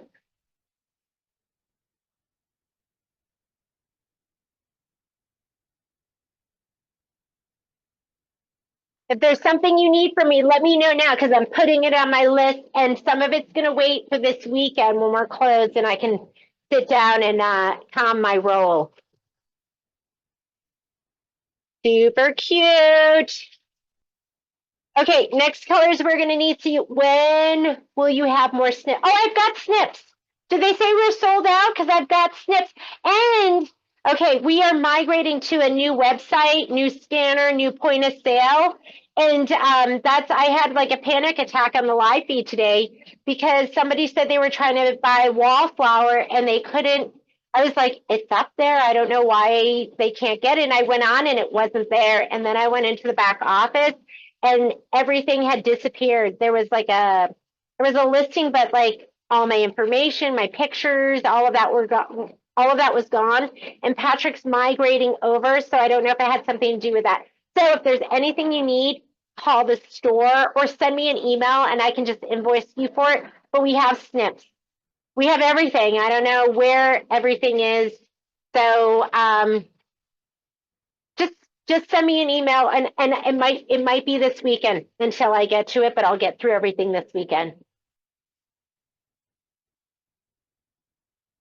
Yeah, I think I have a basket of snips and double applique scissors and everything. Sweet pea kits, those will be middle of next week. All right, after we finish this, and if there's anyone that needs me to get them caught up, I will shoot you an email. Yes, Miss Donna, shoot me an email. Right now, and if you're better visually, they give you all your instructions visually, but these instructions are matched up to the written instructions here. So right now we're doing the satin stitch outline, which is step number 9. After that, we're going to stitch the flower 3 back petal placement line. And there's a little color code here that tells you what color that is. That's our medium pink, and our medium pink is the peppermint. I sold out of peppermint, so I'm using an isocord. I was like, oh no, I have no more peppermint, so I gave my peppermint. I took it out of my kit and gave it to somebody. And so I'm using isocord 1753 is the same color. And then the fabric we're going to be using is going to be this. Another great color thread to use with this is going to be taffy. But here's our peppermint. So cute. One more petal left. I'm going to go yell at Patrick for a minute. I'll be right back. So I haven't even got to I just like, you know, when you turn the brother. So will you check into the website today at home and see what's I don't going know on? if there's gonna be much I could do, but I was looking through the import thing. And it was like, it said there were 33 things that they changed the handle, which I think is what it's talking about. The challenge with these companies is you can't get a human on the I know. It's all via like. I know. and shit. Yeah, so it's So I'm testing shipping Okay. right now. So far, everything is working. Okay. So when I'm done with this, I was gonna talk to you before I left. Oh my God, I'm so sorry. I have everyone on this phone call with me. I'm sorry. You guys, I totally forgot that I'm on my headset. And so I went out there and was having, well, you all know because you are all listening because it was all in my headset. Sorry about that. I didn't mean to make you go on that journey with me. Jeannie is totally somebody that would get caught on a live mic. Yeah, I'm going to be the one that gets caught on that. Do they call it a hot mic? A live or a hot mic. Yes. Yeah, that was just a hot mic moment for me. Fortunately, there's really never anything too exciting coming out of my mouth. I'm just talking shop.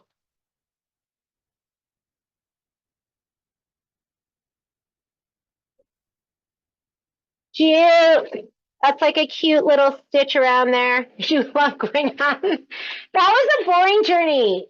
You didn't hear, luckily I wasn't freaking out like, Patrick, what am I gonna do? Okay, let's go ahead and change out our thread color. Yeah, I know. When I leave the restroom. Yes. Oh my God, that would be really not funny. Not funny. I had a hot well, okay, so in the beginning, when we were new to all of this, we were doing a live feed and I forgot to turn off the live feed. And so it was on for probably maybe like an hour or something. And we were just working. Nothing really too exciting was going on. Kai was here. And I probably shouldn't even be telling you this story. Kai was here. And we all toot, right? There's nobody here that doesn't. Mommy had a toot. And I said to Kai, Kai, did you hear that elephant? Kai doesn't think, in our family, everyone thinks that toots are funny except for Kai. He doesn't think they're funny. But we think it's funny. And then we think it's even more funny for Kai that he doesn't think it's funny. So we'll almost torment him. And then I get a call from somebody and they go, "You're still live. Jeannie, you're still live." And that was I think that was the last time I forgot to turn off the live feed. I go, Kai, did you see the elephant run under the table? I said something like that too. I don't know what I said. Okay, here we go. We are going to be laying down. This is going to be the darker fabric of the two. And look at me. You know me. I'm so stingy with my fabric. I just can't waste. But this used piece is big enough to cover it all. So I'm going to lay this down for both of them. And you have one piece, so just go ahead and lay it down. If you want to shape flex all your fabric from now on, you can shape flex all your fabric. That was my hot mic moment. And I'm going to get my most beautiful snips out. And I don't know why that's the joke in our family. I think maybe Patrick's dad used to say that. He'd always blame it on an elephant. And so we all say that in our family, except for Kai.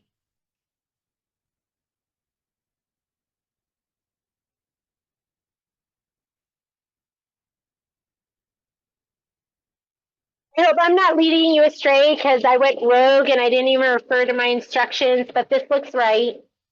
So here we go. Fabric down, it's doing the tack down, and then once it's done with the tack down, we're going to trim. And then we'll go here. There's going to be a decorative stitch. The decorative stitch, I call this the Kimberbell stitch. So here's your Kimberbell stitch on the flower. You need to make sure you trim nice and close. If you don't, then the fabric and threads peek out underneath. So go ahead and trim it up. Trim nice and close.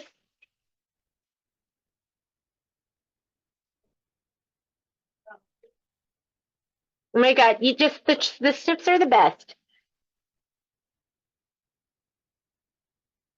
Yeah, this stitch is beautiful.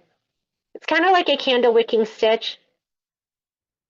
Don't cut your stitch, but cut to it. And with your scissors, you keep them flat. You're not turning them. You're keeping them flat.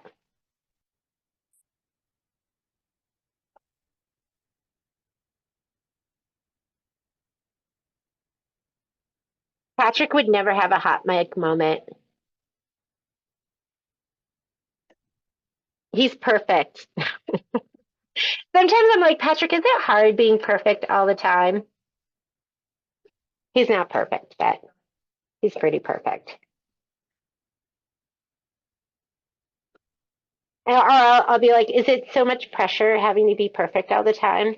Mine's not as much pressure because you guys know me. That's why I depend on you. If you're new to my sew-alongs, sometimes I get to talking and hanging out with you guys, and I might lead you astray. So if you ever see that, stop me. Cute. All right, just go ahead and slide it on.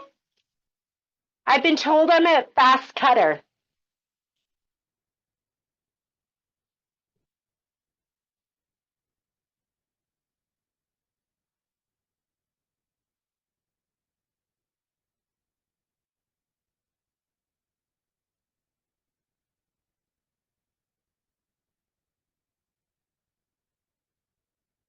And then you're going to need charcoal. So there's going to be some detail that goes inside of the flower. Right here. So I'm not using black, I'm using charcoal. It's my favorite dark gray.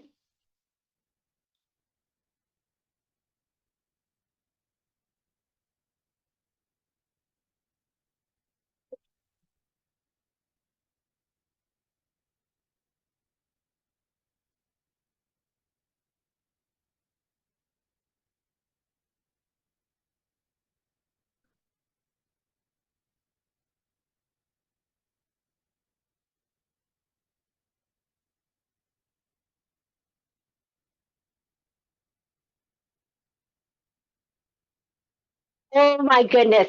You know, I have pictures in my head about what you all look like. What is the number on the charcoal, please? So this is Glide Charcoal, and it's 1BLK3. Oh no, sorry, yeah, Shadow. Shadow. So Shadow is the like most perfect gray, dark gray that I ever saw. So Linda, I imagined you to be a brunette. I don't know why. I always thought you were a brunette, and now I know you're a blonde.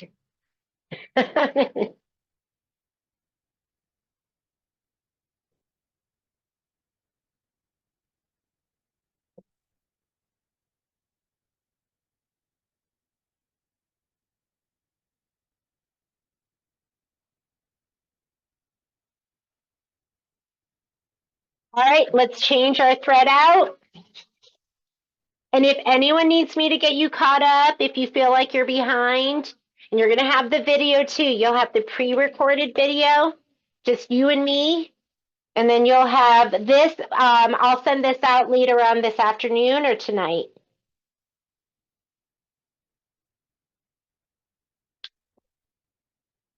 The so I'm doing that Tacony order right now, Yes. and then Can you make sure I have 20 of those, the bags? oh geez, I'm glad you said something because I think there's like 18 of them or something. Oh, 18's good. I'll So take the, 18. So I'm gonna do that order right now. I think I got the shipping straightened out because I just shipped UPS and I just shipped postal.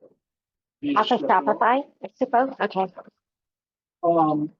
I don't ever do the first class shipping off of Shopify. Can you do that for somebody else? So I'm gonna put it back on your stuff. And then I'm gonna get out of here. And I will basically reach out, but I think like don't panic, but I think the site is the site. I'm gonna reach out. It shouldn't have done anything because it was supposed to be a dry run where Do you see this? Like I'm trying to trim a moving target. I think I'm going to need your help because I don't know, like the sites, our online website's so big. So if there's something that you're trying to purchase and you guys aren't seeing it, if you would shoot me an email and that way I can fix whatever items got taken down during the migration. Yeah, I have no idea. Like I wouldn't have known that there was any issues if I hadn't gotten that note today from Miss Lizzie. Okay. I am going to cut some of these just because I don't want them getting dragged around and, oh, Patrick and I, yeah. It's usually me being mad at Patrick. Patrick's so tolerant of me. Cheryl's a saved transaction. Okay. There's a mouse taped to her machine. Yep. And that's basically she'll be in this afternoon again. Okay. Anything else I need to know? There's nothing else you need to know. Okay. She just gets the mouse. She's not getting the bundle. Okay. Perfect. And so we owe her the extension table. Just put it in your stuff. And so. All right, we're going to do placement line. We're going to do the other flowers now. So go ahead, and that's going to be your pink lemonade. So if you're doing the thread kit pink lemonade or any lighter, like medium light pink. Okay. Love you. Oh, there it is. No. Oh. Was there somebody, did somebody need help? Nope.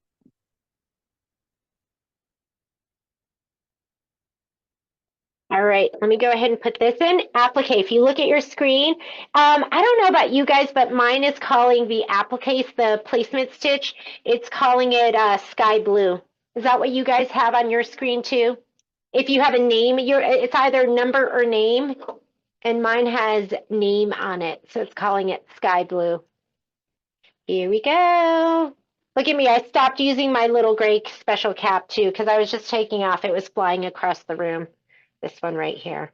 I'm just putting my thread up there, throwing caution to the wind. I'm going capless. All right, placement line. Make sure your hoop's on.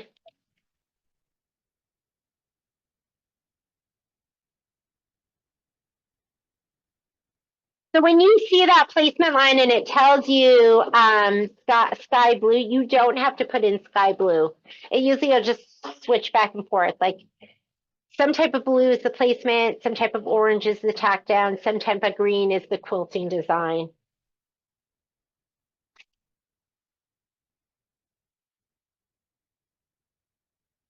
So right now we are doing step number 14. It's the placement line, and then we're going to be putting that light pink fabric down and then tack down and trim. And we are almost done. All right, where's my fabric? So I couldn't help myself. I was like, I don't want to waste all that fabric. So I did the tack down on one, stopped the machine, trimmed, and then I did it on the other one, stopped, and then trimmed. But I have enough fabric here. I'm just going to lay it down all in one. And you guys have plenty. You should have 2 of these, one for each of these blocks. And I'm just going to go ahead and hit start and do my tack down.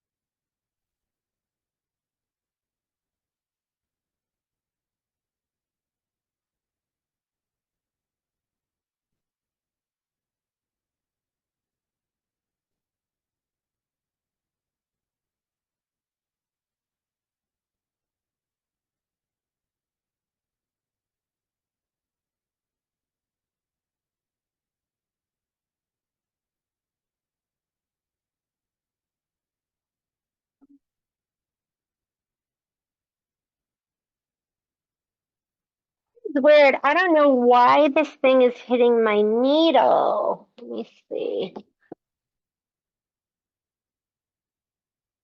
Yeah. Okay. I bring this forward. I'm going to go ahead and trim these out.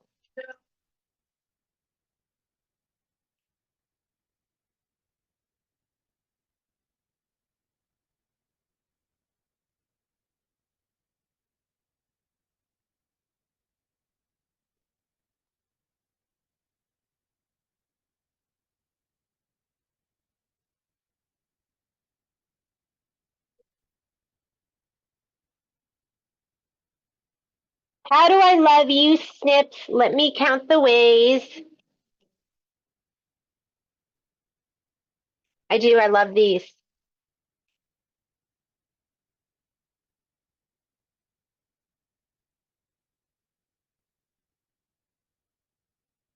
And nice and close again. This is going to have that, it's going to have that Kimberbell stitch. So you don't want lots of fabric away from the stitch. You want to clip nice and close to the stitch line.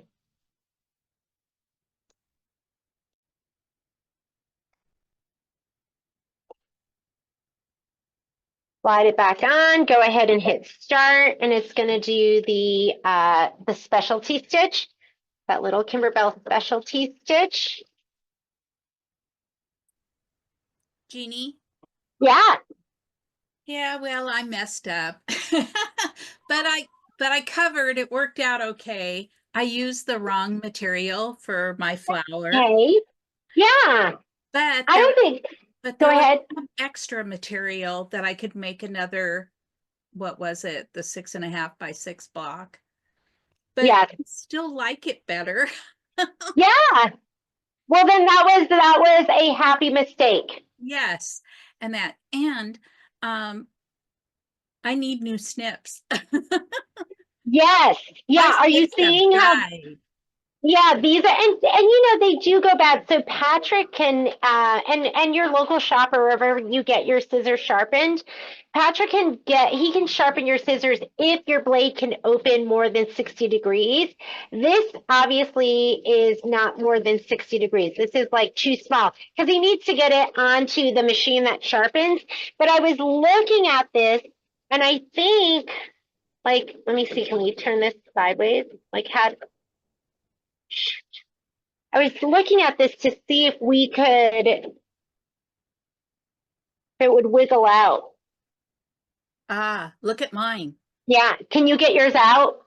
They're the, Oh Yeah. shoot, I have to rethread. Hang on, I don't know what happened, but let me go ahead and unthread and rethread. Oh, look at what I got. Okay. Don't freak out if that happens to you, if you get one of these. Just remember your thread is going through fabric. It's going through, especially if it's going through like stabilizer and all sorts of stuff. If you get like one little nick or you get like a nick from, I mean, it could be anywhere, then it'll start to fray like this. So, I mean, usually I just take it off and start stitching in. But if it happens again, I'm going to change out my needle. And like things that can do that, it could be like a something on your bobbin case. Because remember, your upper thread, when the take-up lever goes down, it sends a loop down into your bobbin area. You can always check your bobbin case. You can check your needle. Sometimes when it's going through thick stitching and just the friction of it going back and down through those stitches or through fabric can cause that too. If you're using a lot of spray adhesive or if there's sticky stuff that can cause it. So don't stress out. But if it happens again, I might change out my needle. I'm so sorry. What were we talking about? The snips. Mine are the Yes. Fariani. And I just turned that little tiny piece on the end sideways and it opened it up. Yeah, if you can open them up, then you can sharpen them. Like we could sharpen them at the store. I think we could. But I don't know if I can get, I'm gonna see if mine will, if I can turn it and get these out. Because well, look at that. So Patrick should be able to sharpen these. They're really thin though, but yeah.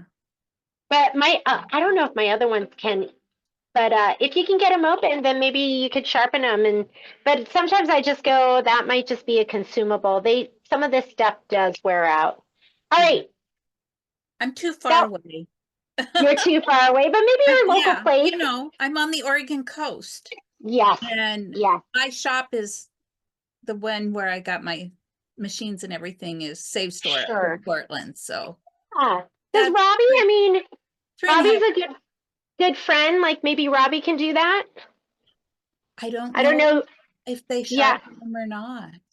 I don't know either. I'm gonna go and heat up my iron. Normally, I don't trim off my blocks. I'll just keep stitching, and as I stitch, then I will go ahead and I'll trim then. But I want to show you how to trim this one up because it does have some special instructions. So let me get my iron plugged in. And if you're stitching, just keep stitching. But usually I'll just trim everything up in the end. I will stitch everything.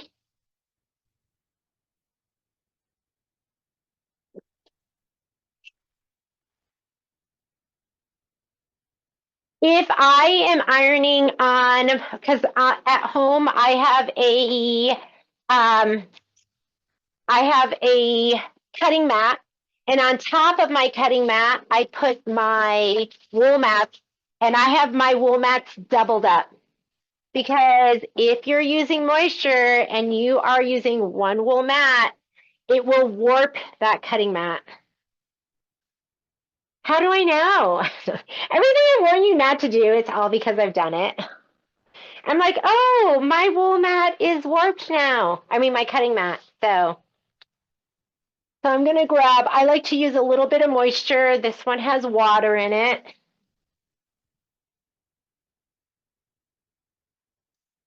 But I feel like there's not a lot of waste when you're using these hoops, especially because you can have your muslin go like right to the edge. Sometimes my muslin barely makes it and I still use it. So normally what I will do, let me see, can you guys see? Yes. Normally what I will do is I would go on and do the next embroidery. So if you're going to do, and I'm not going to do it with you because I already have mine done and you guys saw how it was. This is just some pretty basic, easy embroidery with a little bit of applique. I would normally just rehoop. I would move this up to here. You have about 1/2 inch no-sew area on the left and the right. And usually it's on this hoop, it might be maybe 1 inch top and bottom. So you have some no-sew. The design never goes right up to the very top. And I would just rehoop. So I would put this on and then put my magnets on. And I don't mind a little bit of fabric peeking out from underneath. And then, so Cindy was asking about how to get your stabilizer nice and taut. So what I like to do, let me see if I can back this up a little bit. Can you see that? I'll just take this and kind of smooth it out. You don't want to stretch it because that'll distort your embroidery when you take it out of the hoop. But I'll just pull it so it's taut, and I put my fingers right here at the edge. And then I'll put my magnets on here. And I kind of drag it too. I don't know if you saw that, but I'll drag it along the fabric and hold it taut here and put those down. These, because there's not as much, I might just kind of pull it here in the corner and kind of drag this over too. And then if it doesn't go on right, I just take it off and I'll redo it. Okay. So, but I'm not rehooping to do this right now. I'm going to go ahead and trim this one out.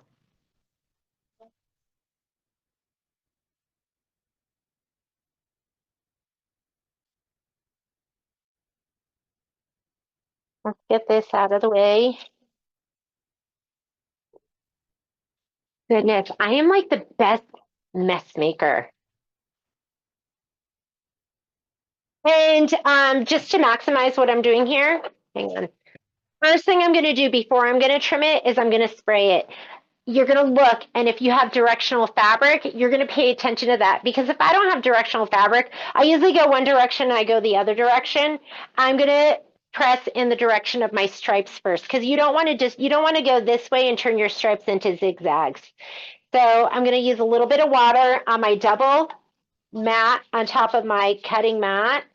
Oh shoot, I didn't even turn on my iron. And then we're going to wait for the iron to be ready. So I'm going to go ahead and spray it. You want a little bit of moisture.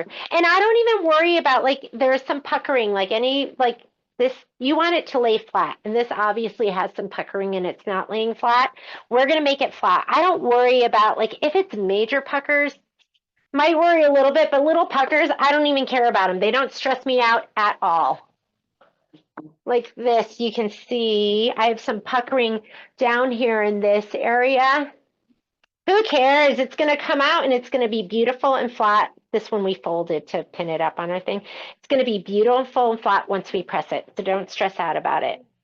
Okay, just need a minute. Some of you are still stitching. Anyone have any questions? Are we doing okay? I think we're doing great.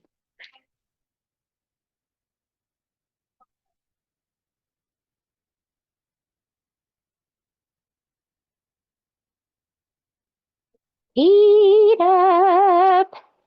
My favorite iron. Just waiting. This is where I start to get impatient. I start pressing when it's not all the way hot. I know none of you have ever done that before. Hey, Jeannie, question. Yeah. This is Liz. When you were talking about the snips, did you say the ones were Kimberbell or Florny that you liked? These are Kimberbell. The Kimberbell? Yeah, these are the Kimberbell, and I heart these so hard. I love them. They are the best snips I've used. I think they're a little bit longer, maybe not, but they're definitely the strongest ones. Okay, I'm ready. All right. Direction of the stripes. Just go in the direction of the stripes first. And you want to press into a wool pressing mat, or you could use OESD makes a pressing cloth, which is magical. You can always get one of those. I'm an ironer, not a presser. I can't sit and just put my iron down. I'm too impatient. Plus, I am an aggressive ironer. I like to get on my tippy toes, use all my body weight, and really press it down. Okay. And your goal is for this to all lay flat. Your line, the outline might distort. It's okay. And your goal is for this to all lay flat. Once I've done it and like I've gone in this direction, it's pretty dry. I might give it a little, like right here, I want that very bottom to be totally flat.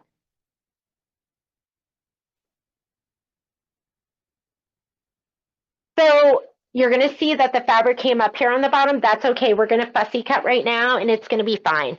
So let's go ahead and we're going to trim it. I'm going to get out my pop ruler. You want your 6.5 by 8.5. If you don't have a pop ruler, don't worry about it. But if you are going to be doing a lot of Kimberbell, I would recommend getting one. I don't know why I unclipped and then I just let it go. So let me just fold this bottom part up so it's a little tidy and it's not wild.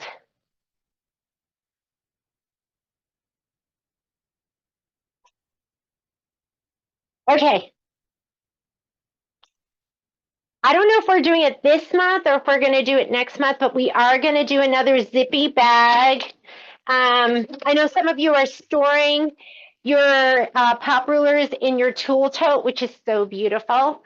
I have mine in the large zippy bag. So there's 2 different sizes. They usually come, they're 4 large and then 4 small. So it fits pretty perfectly into the large one. So I'm just looking for my 6.5 by 8.5. And zippy bag 3 is the sew along that we'll do. I think we'll probably do it in February. Okay. Make sure you put these on so they don't slide around. So I'm going to put those down. And I need a rotary cutter. Bring the rotary cutter. I like to look from straight down. I like to stand over it, and you are going to get it so that the edges are around it best as possible. Pay attention to the vertical lines in here, and I think the cut instructions. All of these have special cut instructions, so I want you to pay attention to those too. Your cut instructions say, they're here. Whoa! You didn't see that. You did not see next month. And don't go back and look at the video. You did not see that. Don't tell on me. Okay, I'll have to take those out next time because, oh my goodness. I'm a rule follower. I don't like breaking the rules. Okay, here it says, center the design horizontally with the bottom of the stem aligned with the inner bottom edge of the ruler. So do you see right there how the stems, once again, those stems should be on the bottom of the ruler. And you can fudge it a little bit. Remember, when we sew this together, it's going to be a 1/4 inch over that stem. So I found that like I couldn't line my other one up perfectly, just good enough. I want you guys to focus on good enough. Sometimes perfect is going to just drive you crazy, and you just got to go with good enough.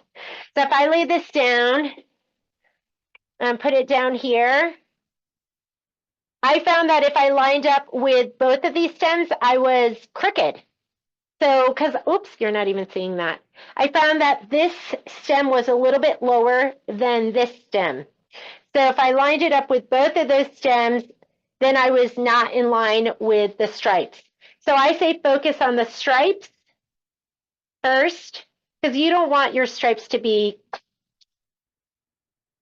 So focus on the stripes and then go down to the stem. And I mean, even that, as long as you're a 1/4 inch, can you line it up with the edge of the batting? I wouldn't do that because it's going to get sewn in. And like my because the stitching was like kind of, because of the leaves, the stitching kind of pulls in a little bit. I think if you line up with the edge of the batting, because you can see the edge of my batting is all the way down here. If you line up with that, once you go to sew, then your 1/4 inches might go into your leaf. So I would focus on the stripes first, and then focus on the leftmost stem, okay, leftmost stem, and then look at the right stem and just make sure that your 1/4 inch is going to encase that, like see my yellow stitching? Make sure your 1/4 inch is going to encase that, and then you should be fine, okay? So even though I'm probably about, I don't know, 1/8 of an inch down, I know that when I go to sew, it's going to cover that up. And it's just going to barely cover it, but that's okay. Good enough. Don't try and get it perfect because it's never going to be perfect. You've the stripes first, focus on those being parallel to your edges, and then the leftmost, that one. Okay, so we're going to go down here. I'm looking, my big noggin might get in the way because I want to look down from above so it's the best it can be. There we go. Oh, I was going to make this video open for, but I'm only going to make it because I don't want it leaked out. Let me look and make sure that looks good. I think that looks better. Okay, I'm ready to cut because this is good enough. It's not perfect, but it's good enough. All right, can you guys see that? Am I in the way?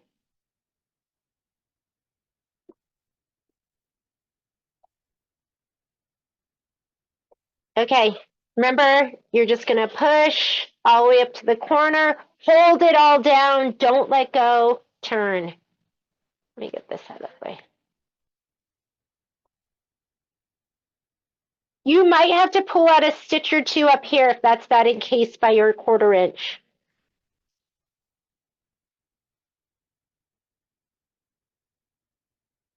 Okay, hold the whole thing, turn.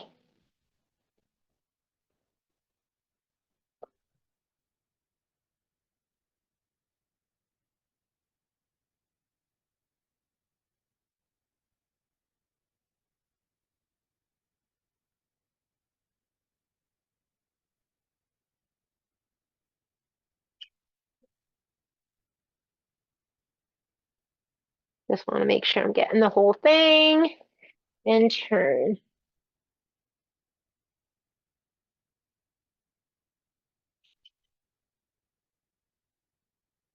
Okay, so don't just center your block and don't just fussy cut to the outside. You're going to be having to pay attention to the instructions. And get that very last corner. And there we go. And this one is done. So your homework is going to be to go ahead and do the other one of these blocks, and then just be prepped for a next class. Next class, we are going to be using these fabrics. I think I brought my stuff prepped and ready to go so I could show you.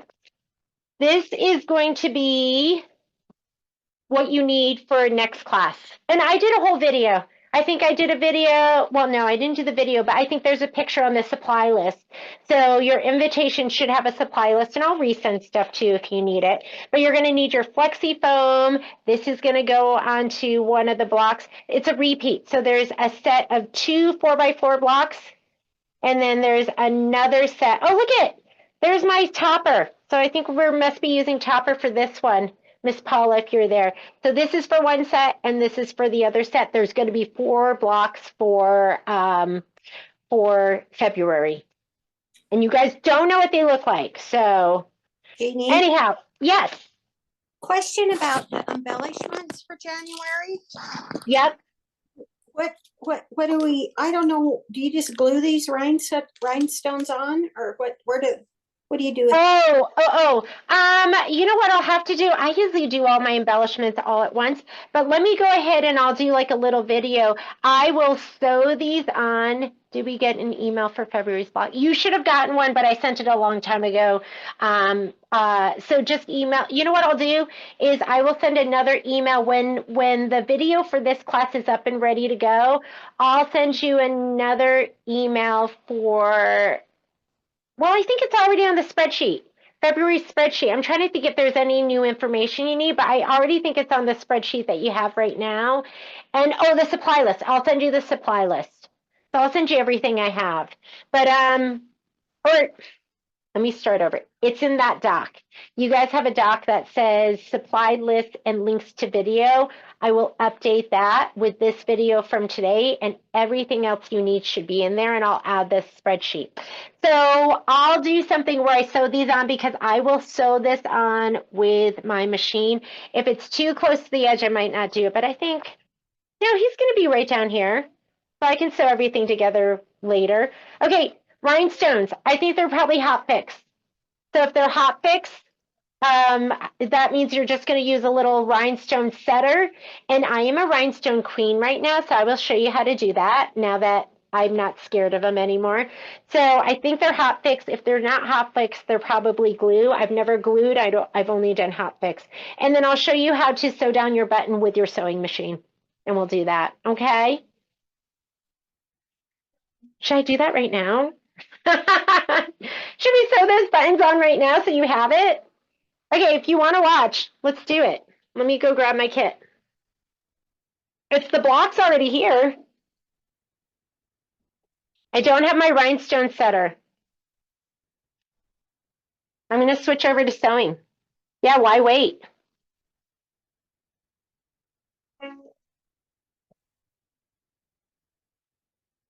Let me unplug that. I'm going to do a little switcheroo. Let me go grab my button fitting foot.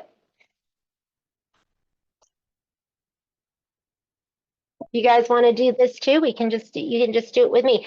I hate hand sewing. A lot of times I'll hot glue stuff, but like buttons, if I can sew them down, I'll sew them down. That one of them might be a little bit wide, but let me go grab my embellishment kit.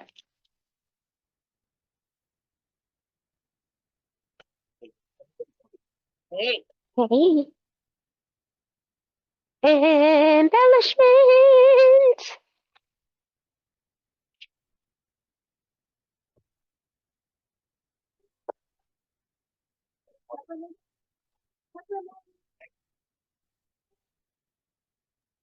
Jeannie, this is Anna. Yes. Hi, Anna. Do you have to take the embroidery unit off to do regular sew, like with a button? No. No, you just leave it. You just leave it on. So all you're going to do is if you have a combo machine, and it depends on the machine. If you have an Aventura or a Brother 3600 or 3700, you do have to remove the embroidery unit. If you have, I think those are the only ones. If you have like a Journey, a Pathfinder, or not a Pathfinder, but you have like a 5500 or a 6200, you are just going to go to your home settings and select sewing, and it will just move your embroidery arm over to the side, and it's going to be like having a free arm. So 98% of the time when I am sewing, I leave my embroidery arm on. I just set it for sewing. It just moves over. Sometimes if I'm quilting, I feel like my quilt gets caught on some of the, like this part of the arm, and I have to like deal with that. And that's the time I will take this off. I'll put my insert on, and I'll make sure the back of my my table is all the way out. But yeah, Anna, leave it. Yay. Leave it, girl. Oh my God, have you been taking it off every time? Every time I sew, yeah, I move it back, and then that unit, I'm real careful so I don't mess it up. And yes, just leave it on there. It's just like having an extension table, right? So I'm going to go ahead and put this on. Remember, you're always going to hand tighten, and then you're going to tighten a little bit more with your screwdriver. I don't know where my round screwdriver is. I just had the other screwdriver. I just took it off and I've lost it.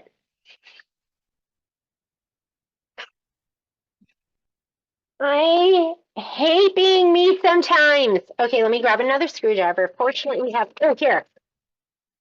I feel like this is in my top 5 things to have in my sewing room, my top 5 notions. Just flips right over here so it doesn't slide off. And then I can you always want to hand tighten, and then with your screwdriver. And did you see I just turned it like that much? But that's enough where it's not going to shake off. Because having your foot shake off in the middle of your embroidery is no fun. Oh, so this is the foot we're going to use. This is the M foot. So let's talk about the M foot. The M foot has this little spring, like this little metal part back here, and that's to hold your button on. And it just kind of comes forward. You're going to slip your button in there. You're going to have an adjustment right here, this little plastic thing. So somebody came, I never do alterations. I hate doing them for myself and I hate doing them for other people. And I had a guy who came in and he was a smooth talker because he convinced me to sew his buttons on his jacket. And there was like, it was like a military jacket and there were probably like, it was like 12 of them. Well, I hand sewed those suckers down and I didn't leave like a shank on there. So when I went to button the jacket, they were sewn down so tight, I couldn't get the button through. Like you need to not sew your buttons down super tightly. So this will create a shank. So if you look right here, did you see that plastic piece come down? Like right there? Sorry, my hands are super dry. If you put that down, that plastic piece is there, so the button can't be sewn down super, super tightly. And I'm showing you the Brother Baby Lock M foot. Depending on your machine, you might have a different foot, and it might work differently. I find that even with that back, it sews it on a little bit loosely. And in this case, we don't need to be fitting this button into a jacket or anything. So it's fine to just put it back. I'm just going to leave mine back. But if you are doing something, a military jacket with a lot of buttons that have to get into like a thick buttonhole, put that down so it creates a little shank. Okay, but I'm going to leave it back for now. These red dots here, that's for lining up your buttons. So let's grab, there's two different buttons that go on this. There's the butterfly button, and these are in your embellishment kit. And then there's a plain, it looks like a plain black button. This is my first time opening up the embellishment kit.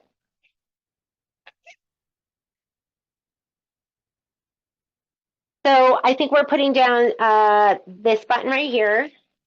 And then there should be another, here we go. Here's the other buttons. All right, this is iffy. You can't just sew on any button. Those buttonholes with this foot. I mean, you could, I mean, how wide can we make our zigzag? You're limited to how wide you make your zigzag. Your button sewing down stitch is really just a zigzag with no stitch length. You know, you're just doing a zigzag where it's not moving. It's not progressing forward or back, whatever you want to call it. There are our rhinestones. Don't lose those. Those are a hot fix. I'm gonna have to do that later because I didn't bring my my hot fix. We'll just plan on doing all our embellishments. I usually, like I said, I usually do those all in the end. If you are sewing down a button and it has 4 holes, you are gonna do the first 2, and then you will pull. I'm trying to get you the right angle so you can see where it's not too here, like this. Sorry, the light. You're gonna do the first 2. And then you're going to pull it forward, and then you're going to do the back 2. Does that make sense here? So you'll do these 2, and then you're going to pull it forward, and you're going to do the back 2. Okay. Do you want to put, yes. Because we have two blocks. Yeah. Let's say which butterflies to use on the other block. Yeah, I was thinking that too. I am not sure. I'll have to look at it because I don't know if, I mean, maybe you'll have one with a butterfly and one that doesn't, depending on where. Let's look at the embellishment and see what they say. And then, I'll have to watch Lynn's and see what Lynn puts on hers because it's going to be amazing.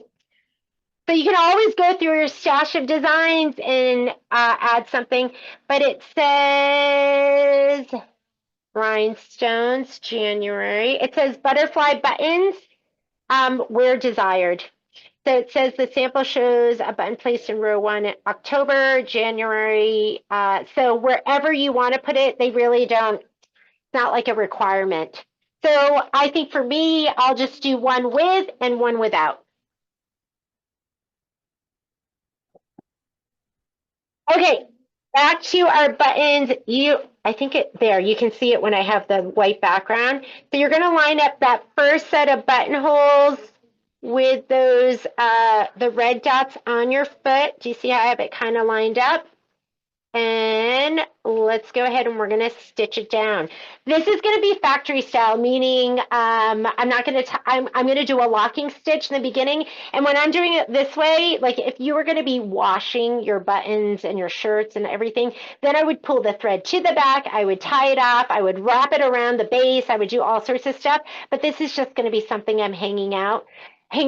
So I'll do the buttonhole twice and I'll just depend on the locking stitch that the machine does. Yes, Miss Lori.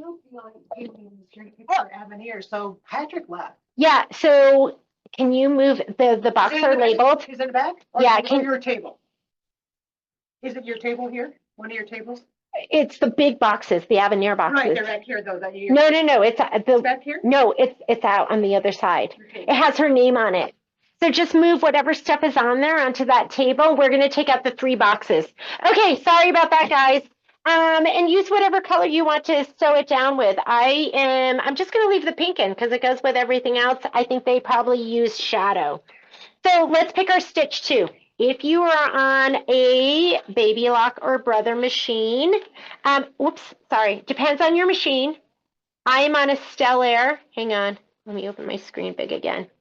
And it's going to be in your utility stitches. And for me, I have my folders right here on the right-hand side. My folder 4 is where my buttonholes are. And you're going to see for me, it's stitch 423. It could be different on your machine. What? One of those 2 limiteds? Yes, it has her name on it. It should be on the box somewhere. Like on this, if I were to stand there on this side, like facing me. Okay, so we're going to go to F23. All it is it's a little zigzag stitch or it's a little horizontal stitch without any stitch length. It's going to come in at 3.5. We're always going to test it first. 3.5 might not be wide enough. I think 3.5 will probably be perfect. But let's go ahead and put that in first. So you have your button in there, just like that. You have extra lift. It's not a lot of extra lift, but you might need it. So I'm going to use a little extra lift. Slide this under and let's go ahead and put it down. I'm just gonna, and mine didn't go down right now. There. So now I'm on, okay? All right. Whoops, just lost my thread. I'm gonna put this under and I'm gonna position it right over the center of my flower. That looks good. I'm gonna hand roll. Don't trust it. Don't just put pedal to the metal and start stitching. I want you to, like, I rarely touch my hand wheel, but this is one of those instances, and I don't have my foot down yet. So if I need to move around, I can move around, and I'm just going to hand roll. It's going to go in the right hole first. That looks fine. It cleared everything, and now it's going to go in the left, and it's perfect. Okay? It's perfect. So now that I know it's perfect, I'm going to put my foot down. Oh, I got to lower it this way. There. I put my foot down. And I'm just going to hit start stop. And I never trust myself. I always go, I messed up. So I always turn my head. You might break a needle every once in a while, but I think, oh, you know what? I'm going to do it one more time. Do you hand roll back? No, you just roll your hand roll towards you till it goes down. I'm going to hand roll it again. I'm just rolling it towards me. I'm going to roll it one more time. Looks perfect. I'm going to hit my start stop. And it's going to do a locking stitch for me. And I'm going to hit my cut button. No, so I always go, I'm not tying it off in the back. So I usually just hit start and I let it do it one more time. So now it's going to do one more time. There's my locking stitch. And now I'm going to hit my cut button. Okay, we're ready to do the second buttonhole. It's on this little metal thing. So I'm going to put my foot up. Oh. That foot up. I'm going to gently pull it forward so you can see it. Hang on. I'm going to pull it forward till I see the other 2 buttonholes. There they are. I know it's hard to see because it's dark. Before I start stitching, I'm going to hand roll. And I'm going to make sure the needle's going into both holes without hitting anything. Oh, that looks kind of close over there. Okay, so that hole is fine. Left hole is fine. Let me do it one more time because I don't trust it. That hole is fine. And that hole is fine. I'm going to slow my speed down too because that scares me. So I'm going to go slow. Okay, looks good. And I'll cut all my threads later. I'm going to do it twice. You don't have to do it twice, but I go, hey, I'm not going to be tying it off. I'm just going to do it twice. And I'm going to cut. And you want to pull forward because the button is in between that metal piece and the white piece. And then we're done. If you've never sewn buttons on with a sewing machine, try it. It's not that bad. And I love it because I hate hand sewing. And I'm just going to go ahead and cut my threads. It did 2 locking stitches, so they should be there and in place. And that's how you sew your button down. Now with the butterfly one, we might have to hand sew that one because those butterflies look kind of far apart. So let's get that out. Jeannie, I have a dumb question. This is Terry. Sure. Yeah. The foot you're just using, was that one that came with the luminaire, or is that? Oh yeah, absolutely. Okay. Came with your machine, and it should be in the little tray. Oh, There's I'm a sure it spot is. for I just didn't have it in front of me, so I thought I would ask. Thank you. Yeah, it's the M foot, and you know, when I see that there's buttons, I'm like, ooh, I love it because it's so easy to do. You just have to make sure you hand roll first. Make sure they go in. Perfect. This one, let's see. Oh, I think this one will work too. What you're going to have to do though is if the button is hitting, I think I have an open. Did I open mine? I didn't open mine. I'm worried I had one at home that I opened, so I didn't want to open up 2. Let's put this one in. I want to show you what to do if your buttonholes are further apart like these. So we're going to put it in again. Remember, you're sliding it in between the metal piece. See that metal piece and the plastic piece. Isn't this exciting? Are you guys, because how many of you have never sewn a button on? And you're like, that doesn't look that bad. And you're like, I hate sewing buttons. I'm going to do that for sure. Okay, this might be wider than the 3.5 millimeters, but I'm seeing all of that there, so I think it's going to work. You're going to want to make your stitch width a little bit wider. I'm going to put this in here. Because I don't want, like I did Whiskey You a Merry Christmas, and I glued all my buttons on, and they all fell off. So I rather sew it down if I can sew it down. So it looks like we could put it just like that. That would be really pretty. I'm going to go ahead and put this on first.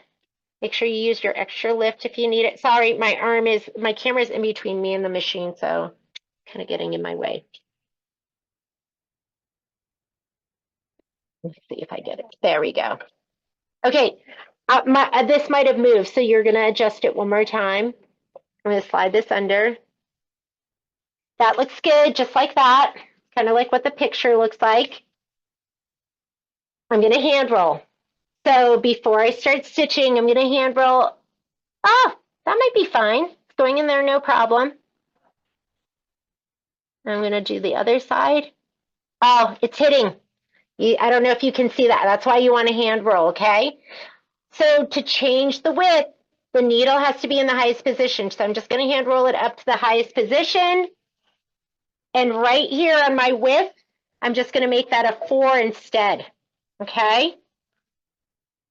You could go 4.5 too, but 4 might be enough. And now I'm going to hand roll it and see if it goes. Well, barely. Put your needle in the highest position. I'm going to make that width a 4.5. Now I'm going to hand roll again and see if it cleared it this time. Okay, clears it. Let me go. Now I'm going to hand roll back again before I trust it. Okay, that looks good. That looks good. I'm going to put my foot down. Hang on, I need to lower it down on the back. I still don't trust it, so I'm going to hand roll it one more time just in case it moved when I put the... Good. All right, start. Oh, you know what? My thread isn't catching. Let me check my bobbin. But that was perfect, but I have to do it again. Hang on. Let me put my foot up. I don't know why my bobbin didn't catch, but I'm going to redo my bobbin. And then guess what I'm going to do? I'm going to hand roll again, just in case anything moved. And if all of this looks too scary for you, just sew it on. Just get but if you're like me and you're like, I hate hand sewing, then just master this. It's really not that hard. You just have to hand roll in the beginning and you might have to change the width. Is that what we were doing right there? And I think my butterfly may have moved. Move it again.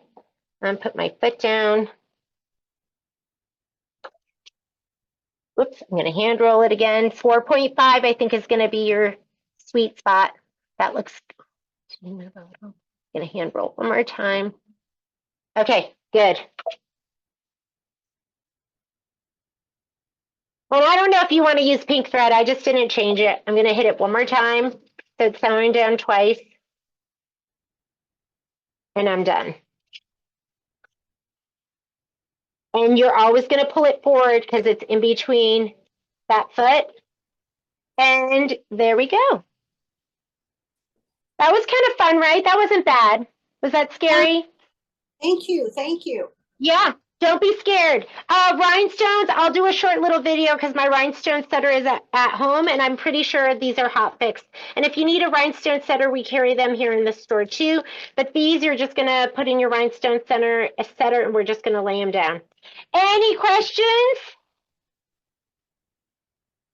All right, my friends, then I'm going to go ahead and end it here, and I will send this video to you later. Thank you so much for joining me. That was January Block 1, and then I'll see you. February's class is going to be on the 7th. I did send out an invitation. I'll send out a reminder a couple days before the class, and I will remember to send out the spreadsheet, the updated list. I'll send you everything when I send out the video from today's class, and I will see you later. Bye, guys. You. Thank you.